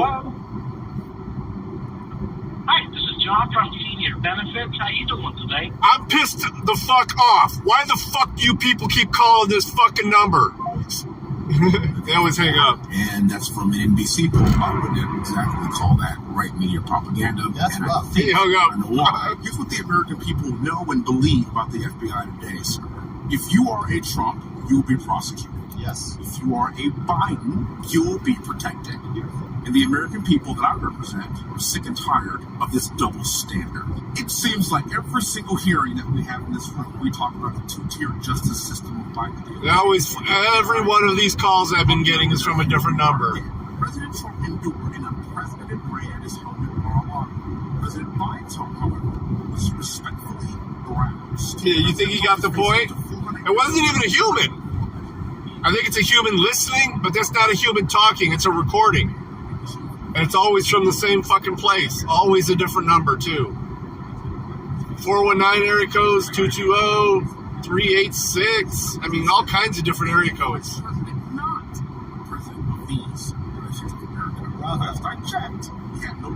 I think next time I'm going to let it actually get to a human. Assuming President Trump was in possession of, say, Maybe play games with him for a while. Normally I'll do that, but I'm just fucking tired of it, dude. I've literally had like 12 calls from that same organization. They've been calling me all fucking week. I mean, 12 calls today.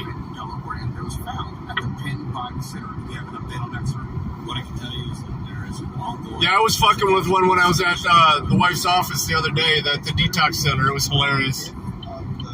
It was a human though from the beginning, so I was playing games with him. It wasn't the same organization, but it was somebody trying to save me money on credit card bill or something.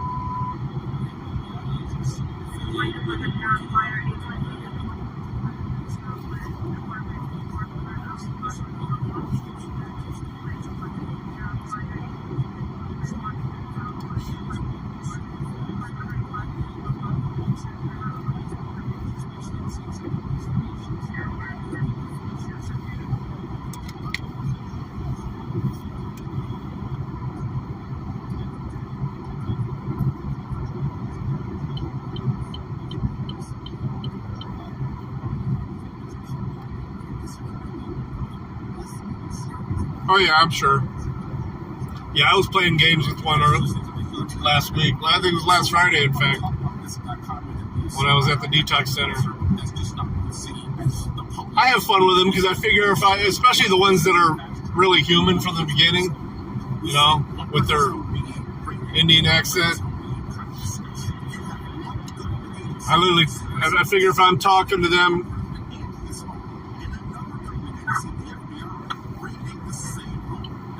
I'm talking to them, they're not stealing from some old lady who's actually buying into this shit. I feel so bad for those old folks. That's why I love that guy Kid Boga and those scam baiter dudes. They're hilarious. I used to watch them a lot, but I don't watch them nearly as much anymore.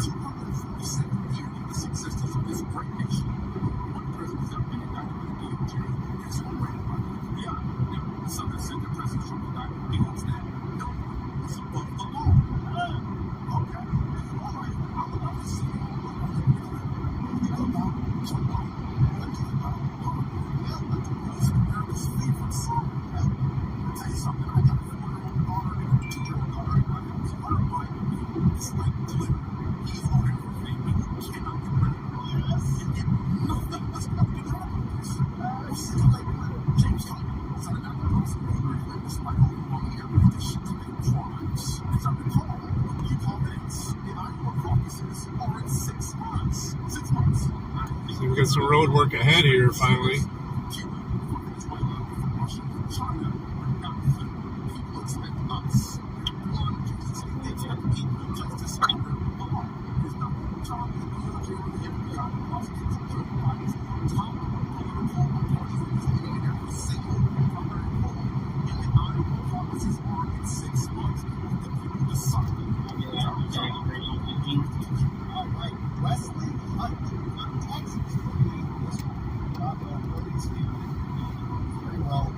Establishing the double standards, and I really like the alliteration there. Prosecuting Trump, protecting Biden. Nice line. Now, what he articulated for us was those two tiers. And what's so interesting is that we know that the DOJ, as Mr. Hunt pointed out, is basically waging a political campaign on behalf of Joe Biden. Joe Biden can't give a barn burner speech.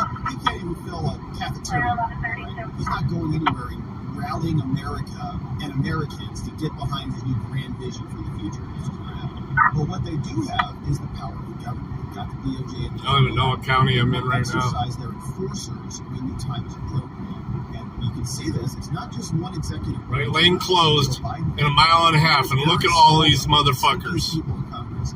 Right lane closed in a mile and a half. See, his arms are a little bit crossed here. It's kind of irritating. And this is because somebody. All these motherfuckers are going to try and get over at the last minute, and that's what's going to back everything up. He was the author in his organization of the Hunter Biden laptop report, which has been spreading around the internet like wildfire. Plenty of warning.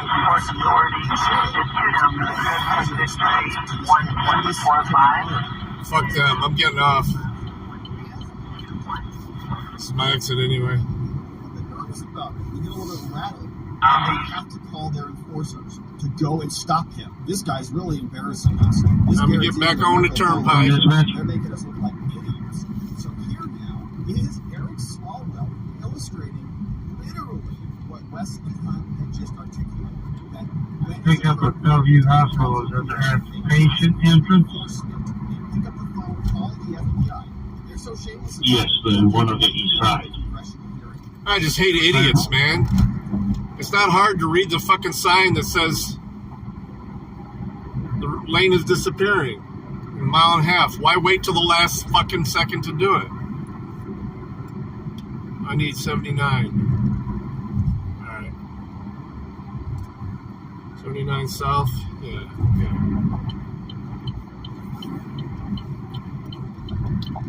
So I'm getting on 79 now.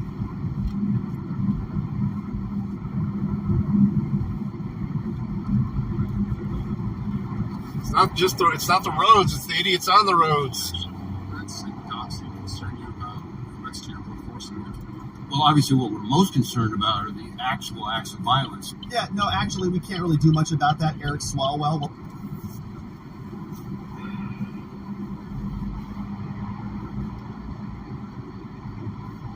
Why the volume just cut out on this? What the fuck happened?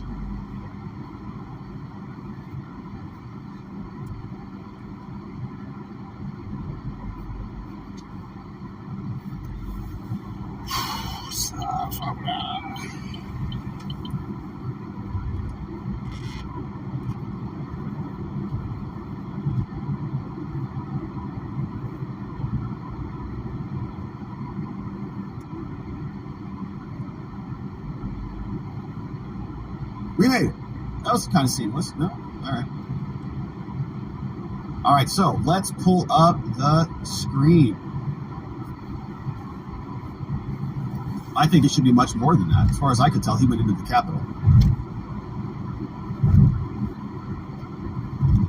He was doing things that other people have gotten a lot of time for. So, Jeremy says, Ted Cruz likes my idea to bring in everyone in the chain of command to determine who is lying. 56-second clip. Thanks for the tag on that. Question Merrick Garland in front of the Senate Judiciary Committee, and he told the Judiciary Committee under oath that the U.S. Attorney investigating Hunter Biden had complete authority to investigate and that there was zero political interference. His statement is directly contrary to what the whistleblower said. The House needs to have a hearing. They need to have both whistleblowers under oath. They need to have David Weiss, the U.S. Attorney, under oath, and they need to have Merrick Garland, the Attorney General, under oath. Somebody's lying, and if Garland's lying, he committed lying under oath to Congress, which is a felony, and he committed obstruction of justice, which is a felony. He obviously can't investigate himself. So Merrick Garland should be recused from the entire matter. Whoa. And the Department of Justice should appoint a special counsel to determine whether or not the Attorney General of the United States. I don't think that's anyone. Whoa! Man, that is a spicy ass clip. Excuse my language. Wow, when did this one come out? All right, July 13th, that was today. How did I miss that one? Yeah, this is from yesterday. That's spicy. Usually has a live show on Friday. on the show today, I was thinking that it feels like there's some gravity now created. Language, swear jar. I was fired up. Ted Cruz got me fired up. All right, where's the swear jar? All right, I'll make a dono later. I got all fired up. He's all fired up. A special counsel to investigate Merrick Garland? It's like, whoa, man. Somebody bring me an ice pack. Whoa. It's getting hot in here, man. A special counsel for Merrick Garland. Wow. It's like Disneyland. I can't Supposed to be roadkill up ahead here in the road. There it is. I like what I'm saying. There's the body parts. Not much left. All right, well, I'll save this one. I guess it's still there. Bring that one back up tomorrow. I'll look into that. I'll see if he's introducing something. Good clip. Woo. Yeah, a boy can dream. A boy can dream. All right. So, I've calmed down. From Jeremy. Here's another one. Lots of traffic, though. NY says that this is chess, not checkers. The DOJ may charge Ray Epps to diffuse charges that the DOJ is biased. Yeah. And that doesn't mean the DOJ has to try and convict him. Ray Epps' lawyer, Michael Teeters from Project 65, and they're defending him for a reason. Yeah, 65 is the organization that's trying to debar Trump lawyers. Epps' lawsuit against Fox allows Teeter to legally depose Tucker. Fox will roll over and allow Epps full access to Tucker. That's interesting. But I don't think Tucker's really liable at all. So if Fox turns, so like they'll be skeptical about that. So I think that they might try to settle. The Democrats want to disable Tucker, as they feel he would play a key role in the election. That I agree with. Now you tell me, Rob. In Epps' lawsuit, can Tucker defend himself, or can Fox collude with Epps' lawyer to neutralize Tucker with embarrassing extraneous information? Fox doesn't have to clear what it turns over. No more Robo and Robo Killer. Yeah, it's an interesting. Yeah, so that was my first response. Heather got it. I just hate having extra shit on my phone. Yeah. So my question would be, what is Tucker's? It's stemming from a contract essentially with Fox. Fox is going to have insurance. A Google number that I added to one of my other phones, or to my work phone. I think that's the number they're calling. And I'm sure that their contracts immunize their employees. They may just disable lest their employees be subject to lawsuits. It's not really doing what I thought it was supposed to do. Subject to lawsuits, or they would be subject to lawsuits all the time. So I would imagine that part of Tucker's contract is that, like your insurance company has to immunize you, like if you get in a car accident. So same type of a thing. And part of Tucker's firing is because Fox didn't want to do that anymore. They just said, we're not going to do that anymore. So now if Tucker said anything, he'd be on the hook for it. But I don't think so. And I understand your point, the good doctor, but Tucker could also do damage to Fox too. Personally, I think Fox is going to settle this, and I think they'll settle it cheaply, and the lawyers will just get paid. Tucker was an employee. If Tucker we finally made up a minute. Tucker would have standing, file motions, and limit this. Yeah, basically, I think Tucker would just. The speed limit here is 55. Now, and I'm doing. Tucker says something. The exact same speed as everyone else. Well, at least the guys in front and back of me this lane. Comes after him for that. And that's significantly over that. So might come after him. But I think it's probably. I'm the only one around with an out-of-state plate, though. What I'm proposing is that Fox is sort of welcoming the lawsuit. He gives Tucker. There's a New York gives plate. Fox the legal cover to trash Tucker and neutralize him. It's an interesting theory. I don't know. We'll see what Fox does. We'll know by Fox's response. I think they'll just go. Wait it out a little bit and they'll settle it. It'll probably be a nice settlement. Slow lane is doing 20 over. Hey, Tyler says conservatives are not anti-law enforcement or anti-corruption and going down the mountain. Yeah, I mean that's what I think. I said, wait a minute. I'd be fine with an FBI that was functional and it wasn't corrupt. It's pretty around here, though. I love coming through here during the day so you can see the shit. Moose in the House says the executive branch of the U.S. government is now totally aligned with the Democratic Marxist Party and against the American people. Schumer, Pelosi, Ray, Garland, Wolf, Weiss, Biden, and his handlers, they, plus many others embedded throughout the branch, they believe they've gotten away with it. So they're revealing their corruption and lies that it will not even matter. They're now all in on the crimes of corruption. They know that if they fail in this effort, they go down, so nothing left to lose. It's break glass in case of emergency. It's funny. Every time I go down a steep hill, it's washer fluid They know if warnings. they fail, they all go down. CNN, MSNBCs are in on this because they want to be on the winning side. They want total control of information. The object of the honest people and statements that this corruption needs to end is now defined as a crime. Yeah. No possible way to win for the good guys. Absolutely disgusting. Good comment there from Moose in the house. Thanks for being here, Moose. Yeah. Getting off in You're not allowed to Northeast criticize Ohio them, they'll Street. silence you. If you do get through, Elon 28. buys Twitter so you now can criticize them. They say it's threats against their institution. And then they can go State Road 28, I think. and prosecute you. That's what those signs Three Girlies says, I got questions about Ray Epps. Can't the lawyers for Fox subpoena the people that were in the crowd with Epps? Can't they subpoena Ryan Samsel to refute what Ray Epps is All right, I saying? may get bad signal going down in this valley Yeah, they here. could. So I think that they could. I think like Samsel would probably invoke, so he would not testify. Like, Now I love Jim Browning, man. He's say, I've hilarious. got a pending criminal trial. I'm not going to incriminate myself. And so the judge might say maybe a subpoena would be valid after the criminal trial. Like the criminal trial would take precedent over this. And then like Fox would, He's in the UK, right? I think Fox's cheapest thing to do is to pay to make this go away. I think that's what they're going to do. I guess it's a bad problem with the India question would be- scammers with the UK residents. Like, I think it's kind of just a bluff game right now. Fox can just play the videos that exist. You know, get some videos introduced and just play the videos, and then present it to a jury, and the jury can make a decision. Yeah, the jury might actually see that Epps isn't. Why is it believable. tasteless? I just don't think Fox is going to let it get there. I want something very They should. flavorful. They should. They should just say, yeah, no, go ahead. Let's let a jury decide. Come on, And there's you got to can- be some you can decent say, places. We defamed you after Are you all just of being this, sarcastic? and all these Congress people and all of them. Like, I'd love for it. Tremonti's? It's Sounds like Epps cool. believes all of this happened in a vacuum. You make me But look it's it up. not. There were people. I'm gonna be looking that up he stuff was when I'm bringing sitting on there that can testify to what not he doing was shit. actually doing. You get this baked Alaska guy who's now out of custody, I believe. If he comes to testify, isn't that going to sink Epps' whole case? Yes, yeah, I think it would. But it would have to go to a trial. It's almost as if he thinks that he was the only person who remembers what happened that day. I don't think he realizes just how many people can sink his convoluted case. It's totally convoluted. I don't think he expects it to ever go to trial. I think they're just aiming that Fox will pay out. Fox probably will pay out.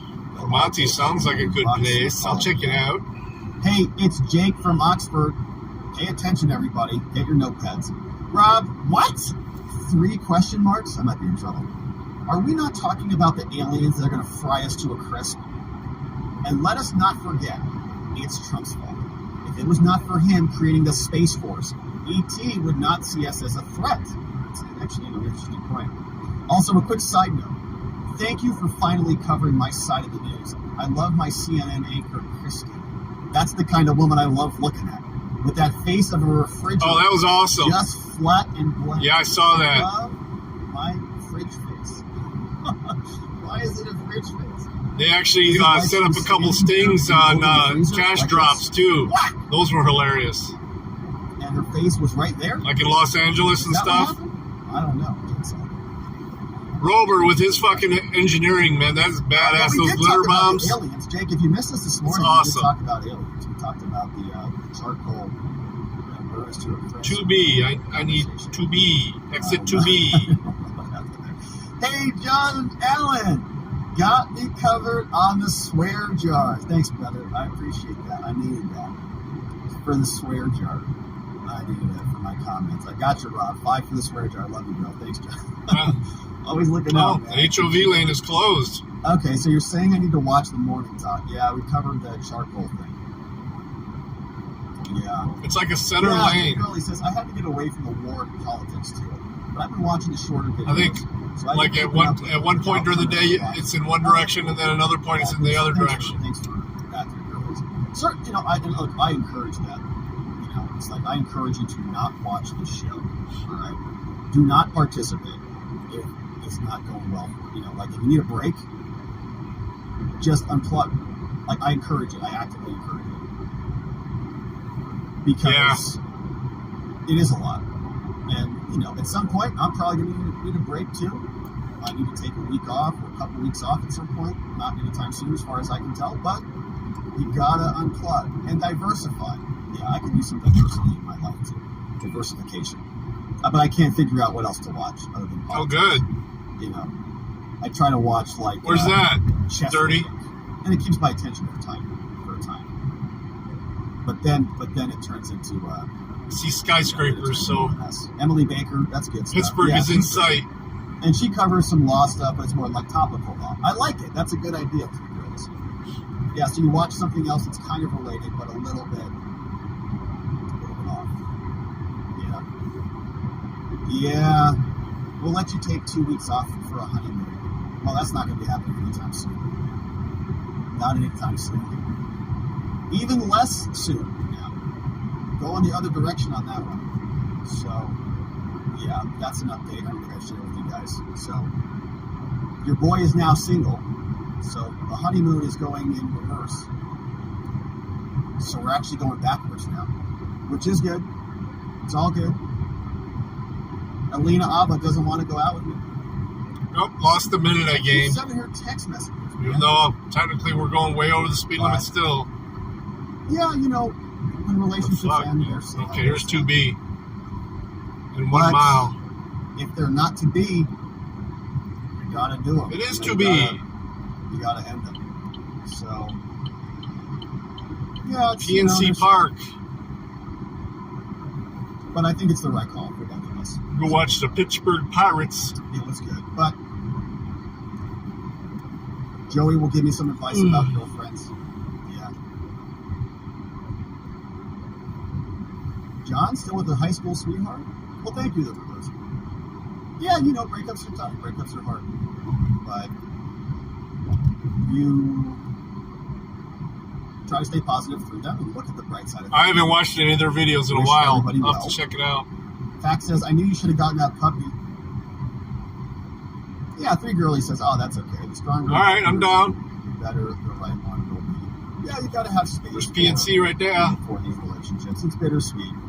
I enjoyed our time together. We had a great time together. She's an amazing woman. But it's just not right for both of us. So we have to move along, you know, one of those situations. So. Ooh. Pittsburgh PD right behind me, but doing like 20 over the speed limit. New opportunities, new doors open, I'll have a lot more time now to do a lot of other things. But they're the sovereign citizens, so what do you expect? And I hope that she finds, right, somebody who can give her everything that she needs as well. Sorry, homie, I got no cash. And I'm sure that she will. You look pretty healthy. Yeah, Chuck. That says, yeah, I like it when the bedroom doors open. Well, that's not the doors I was talking about, Jeremy. But, you know, now that you mention it. Hey, Dave says, yeah, I don't know. Yeah, the doors open and close. Now you have space in your life for a puppy. Well, puppies, I think puppies are more work than a girlfriend. Isn't that true? I don't know. Austin Powers. Hang on a tick. I'm single again, baby. Bonnie says, you'll know when you need her. That's what people keep telling me. That's what they keep saying. Sweet East Starly, or East Street Beer Distillery Company. 16. Still with the old man, turned 40. The government center. What a cool story. Bar. My uncle and my aunt, they have a story like that. They were high school students. Oh, shit. My Uncle Joe. This fucking wants me to turn. God damn it. Go. I got a pulling out of towner here. Uncle Joe, Aunt Bev. Shout out to Uncle Joe and Aunt Bev. Yeah. Sorry, homie. Truck, you're slow. Puppies are nicer than girlfriends. Coming from a lady. Center lane. Gotta go straight. All right, fine. Alina's married? What? It says there's 3 lanes and there's only 2 here. Wow. I didn't know that. What a heartbreaking this is. Fuck me, man. Oh, I'm gonna piss some people off here. Watch this. I can't be a home wrecker. No, I can't be a home wrecker. But, you know, maybe these things happen. You know, maybe she watches this show and she says, who is that watching the Watchers guy? Let's cross here. Fuck it. Maybe. You never know. Or I could find that girl. There's the Baker Square right there. Okay, it's going to That reset now MFer because is they not real girl. turned wrong. She's kind of she's kind of a nice looking woman, yeah.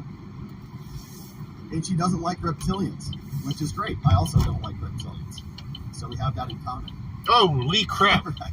Hey, Three Girlies says, has there ever been a special counsel to investigate a cabinet member? There probably has. I'm trying to think of one. I don't know. It's a great question off the top of my head. Like, wasn't there... Can't even see around here. Okay. Wasn't like I was trying to think. I'm going to go right here. I'm trying to think of like Jesus. Eric Holder investigations. It's fucking... or This like town is Lois fucking Lerner nuts, stuff, man. IRS. Heinz plant, yep. Have the Republicans done anything like that? Yield. Yeah. These are all the cars that It's a went good around question. right here. I mean, I love They're all looking at me like, you I definitely dumbass. don't think it's happened for the Attorney General. This is the road I was supposed to be on. Like, that's crazy. All right. That's like... Got a gap here. We're going to punch it. That would be a big thing, which is why I jumped out of my seat when Ted Cruz said it. It's like, whoa, Agnew? Special counsel for him? 2 AGs and Nixon got special Oh, Jesus. counsel? Come on. Get on the freeway. Wow, I didn't know that. Do it. I don't know. Push your way on. If a whole group moves over, they got to go around us. There you go. AG special counsel? That's something that you probably want to ask, like, ChatGPT about. I haven't lost any more time yet. Exit 6. So I got 5 miles before I got to cross the river here. Has anyone thought that the 10% for the big guy is really Obama? Maybe. Janet Reno, maybe? Watergate, maybe? Jesser Bob says, dogs are always happy to see you, regardless if you were gone for a minute, a day, or 1 week. I agree. I will absolutely get the dog, but the moment in my life right now is not appropriate for it. But I do love dogs, and I'm sort of bummed out that the timing wasn't right for me now. And my place is not really great for it. You know, I know it's excuses and stuff, but I don't have a yard. I have to take like a dog out to the grassy area right over there. It's like a big thing for me, and I'm always on the clock. Always on the clock. So I'm always trying to get stuff done before the morning session and the night session. So I'm always just kind of on the clock, and I just don't want to do that to it. But like I want to have that bridge? Oh, too late. To enjoy that time. And Highland Park Bridge is out. Right at the moment. Okay, that's the one it actually has me taking. Which you don't have to. Fuck. All right, so let's ask that question. Has there ever been a cabinet? Is there another one coming up here? Special counsel to investigate a cabinet? Yeah, there is. All right. Here's what it's doing. As of my knowledge, 40th Street. I'll take 40th Street. Here's what it says. As of my knowledge, no, cut off. I don't know if it's going to let me or not. Yeah, 40th Street. Oh, it's over there. There have. My bad. I read it. Here, let's just take 40th Street just to be safe.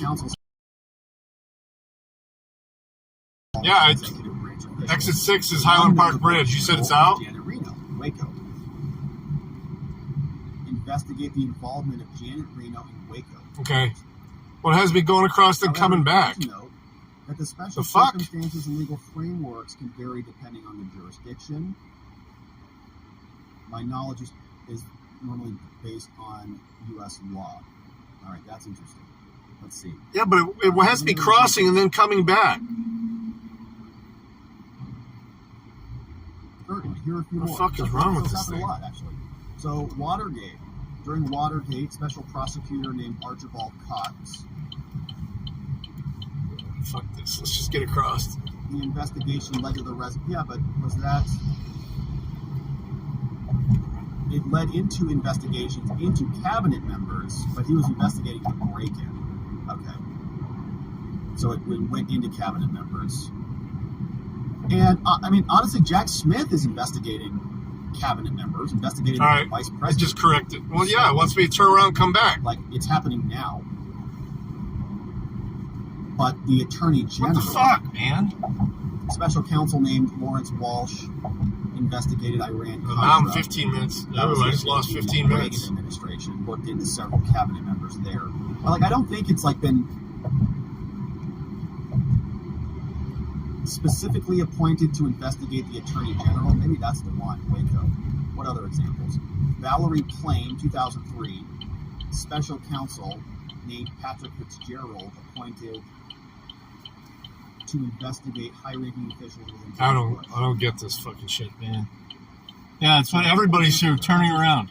Yeah, those are interesting. The fuck? This bridge has got everybody fucked up. It may be open now, man, because it's Waze is usually pretty Lawrenceville. It's a special counsel to investigate his lies to America. Go, go, go, go. Like, that's not what I saw there. You know, Yeah. like lying. Fuck it. If I'm late, I'm late. Lying about his role. These other examples are like, I said I was, but then I said I wasn't. well, it feels more blatant. In other words, Merrick Garland lied to us through Congress. Alright, what's...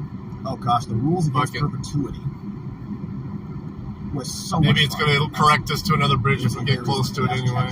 Big son about it. Gosh. I don't know. Yeah, it's a very complicated rule that nobody really understands. Former says Epps' discovery should include his phone records, IRS filings. I'm sorry. To see who I don't know why. I rerouted it, and every route had me turning around there for some reason. I don't know if there's something going on or what. But it's not a different bridge now, so.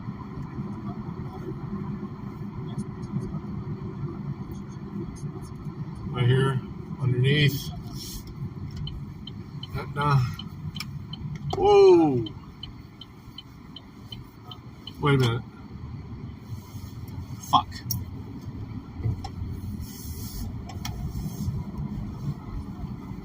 It's this one here. These old towns, man. There we go. Here we go.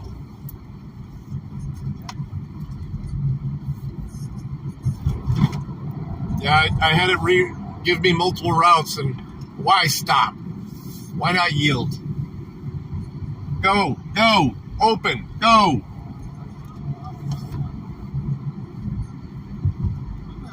All right, that's got me back toward the Highland Park, or Highland Park Bridge. Yeah, fuck.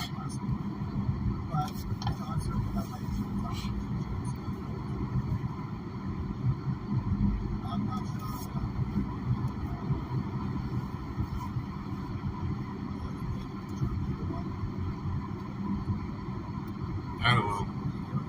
Let me see if there's an alternate from here.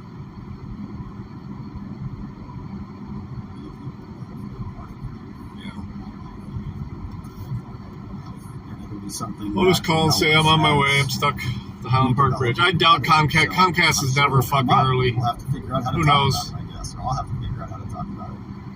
But I only lost 3 minutes with that fiasco, so now my ETA is 12:11 until it figures out that the bridge. Waze figures out that the bridge is out, I guess. And I can see it, I can sense it, I can feel it in what you guys do and talk. Yeah, stop sign right before you get on a freeway. But I got your prayer. The Rubos. Oh my God, I think that one is just a suggestion. Regularly, and it's going to heal my back. And I actually believe it. Right? It's very thorough, and it is a meditation on all of the different vertebrae in my back. And it's a prayer for healing. Yeah. They didn't want me staying on that side of the river for some reason. Something's going on over there. I'm going to use it. I'm going to read it, and I actually believe that it is going to help my back. I believe that. So thank you for saying it. Amazing. And that's what I'm saying is I can feel traffic that must be horrible on the other side. What you guys do, it emanates in your product, in your work. It's just It doesn't even want me taking the Fleming. Thanks for being here. Oh, it was closed yesterday? Yeah, Bonnie's been there. Hopefully this is updated. If not, we're going to be a little late. Turn on headlights, work zone. Okay. Congratulations. It's beautiful, man. It's beautiful. A lot of love out there. I'm good with that. It's nice and sunny out. Protective orders against them. I'm sorry to hear that. Yeah, complicated relationships. Is that a puppy? I think so. It looks like a close-up of a nice puppy. The best relationships happen when they happen organically. Exactly. When you seek them out, yeah, I'm going to focus on leg day. So my preference for the about extensions. Maybe they'll stick around. It says, can we have a contest on locals? Whoever wins gets one wish. My wish, I want to sneak up behind you and mess your hair. Yeah, that's fine. Yeah, it does look like the other side's not open. All right, looks like Comcast is calling. Hang on. Hello. Hi, this is Comcast Cable. Hi. We have a scheduled one for you today. Yes, we do. All right, just calling to let you know I'll be out there shortly. Okay, I am 8 minutes away according to Waze. All right, we'll see you there. Yep. Bye. Bye-bye. Well, yeah, that's pretty. That's good. cool. So yeah, that's whatever you need to do. Yeah, mess it up, baby. All right, and so helmet hair. That's what I get. All right, let's see. Do we have any newbies join us? It looks like the other side's closed. Yeah, you're right. I'm heading south, though. I see CVs over there. I see Chris Christie trying to throw a baseball. It's a nice image. No, it's open, too. Just down to one lane. Donut Mind Me. Tara is in the house. What's up, Tara? Fuck. Tara. Donut Mind Me. Oh, yeah, we talked about the flashlights. And somebody sent me a great email on the flashlights, which was fun. Yeah, I can see why it was closed, though. All right. Well, let's do a refresh, my friends, and then we'll leave it there. You got to do the little loop-de-loop to go tomorrow. I don't know what the schedule is. I am going east again, huh? Earlier-ish in the day. The loop-de-loop. So I'm going to head up north. It's like 1 trillion degrees here, and so my family's up there, up north. I'm going to go hang out with them for the weekend. Get out of here a little bit. We'll do some. Yeah, I'm sure it will be. In fact, I might try to hit the lake. Wait. Which one of these do I want? Maybe get some scenery out there. Oh shit! I don't know. That's the plan for tomorrow. And then this is the wrong one. So of course, it's the fucking wrong one. Some member stuff. I think I should be getting the Starlink extender. It actually might be outside. I need the Starlink mounting kit. Fuck this! I'm turning. Starlink mounting. Watch this shit. And then we can plaster that up there and get interference. All right, so it's going to be fun, but we'll be back here in the morning to do it all again. And so I hope you join us, my friends. In here. And I hope you have a very restful sleep. We'll see what the business is in the morning that we need to attend to. Is this the right one? And so until then, everybody, I hope you have yourselves a very restful sleep. Or is this taking me over the back of the fucking bridge? And we'll see you right back here in the morning. Good night, oh my god! I went the wrong way! Oh my god. Oh well. 8 minutes is going to turn into about 10. He'll be alright. There's somebody there. Oh shit. I think I did that when we were coming the first time too with the wife.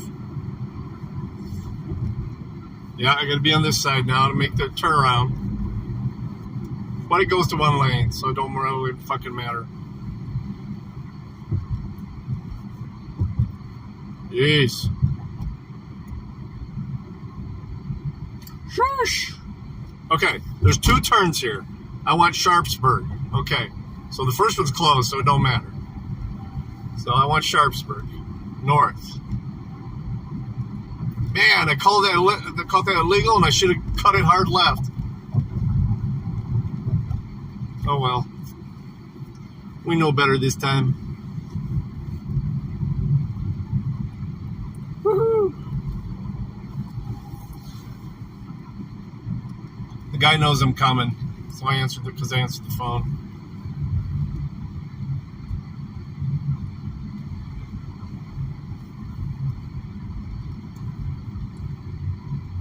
Dude, you can only go right. You can't go left, dumbass.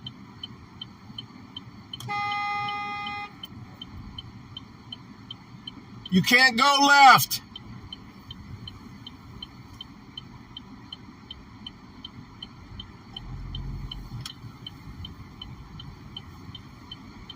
Dumb cunt.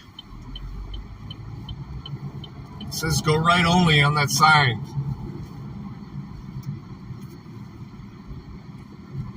All right, let's try this bridge one more time. And we're going to make the right turn this time.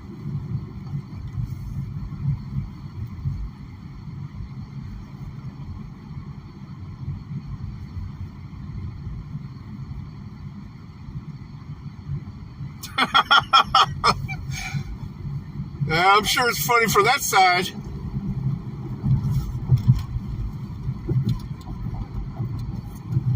I thought Ann Arbor's roads fucking suck, dude. This is ridiculous. All these fucking turns and one-ways and blah, blah, blah. All right, Washington Boulevard. All I gotta actually do is read what the actual directions are saying.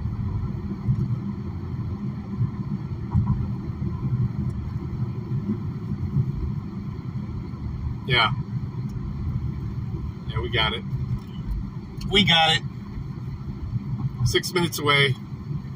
I told him 8 minutes ago.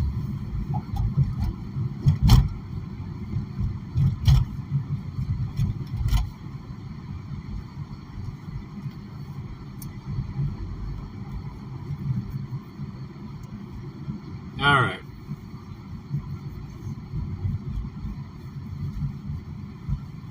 Oh my God.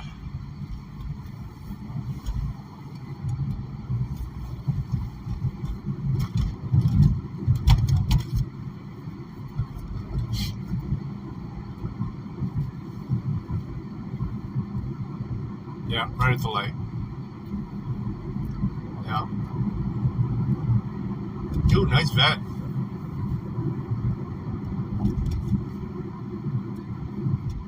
Washington Boulevard. Stay on Washington Boulevard.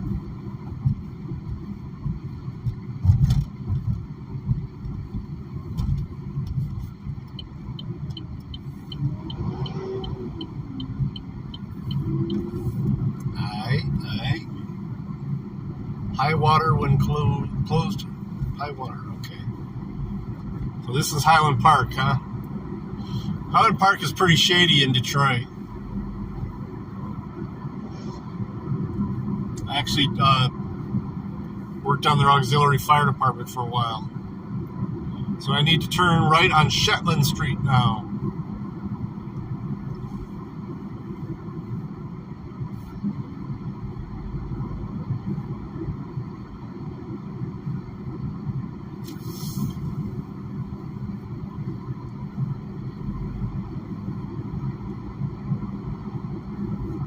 And I fucking...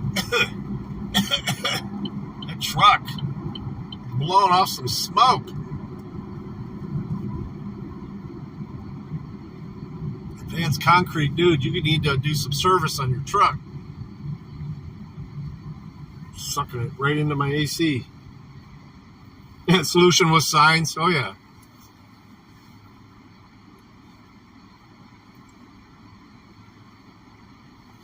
What's this say? Southwestern Veterans Center? What's this? U.S. Army Reserve, Schumann Center, Pittsburgh Job Corps. Might be a good place to record.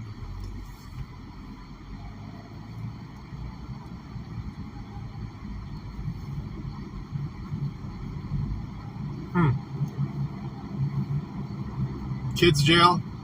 Okay.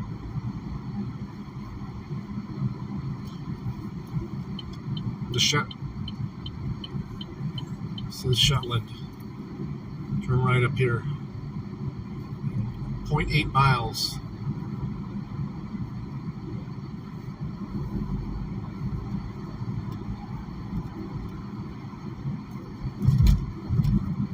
Okay, this all looks familiar. Oh my goodness. Isn't even close. There's all the grooming places. There's like 6 of them along here. Nice Porsche.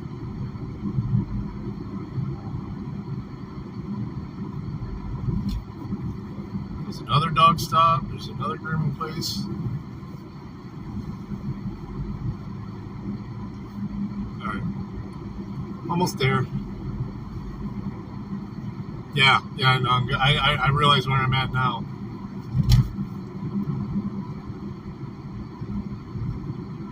It's right around the corner. Right around the corner. What's that? Barbecue. That smells like barbecue coming out of that place.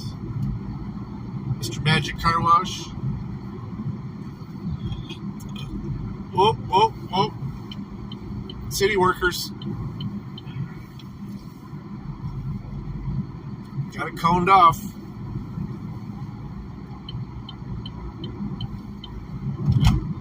Oh, shit. Why is it trying to make me go a different way? That's weird.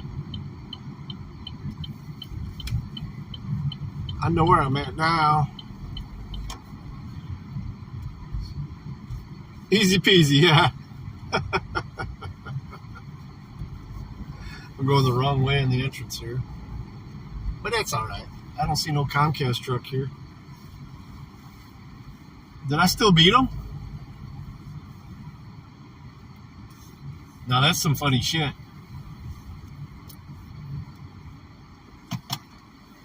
Oh. Nate's here. The executive director is here.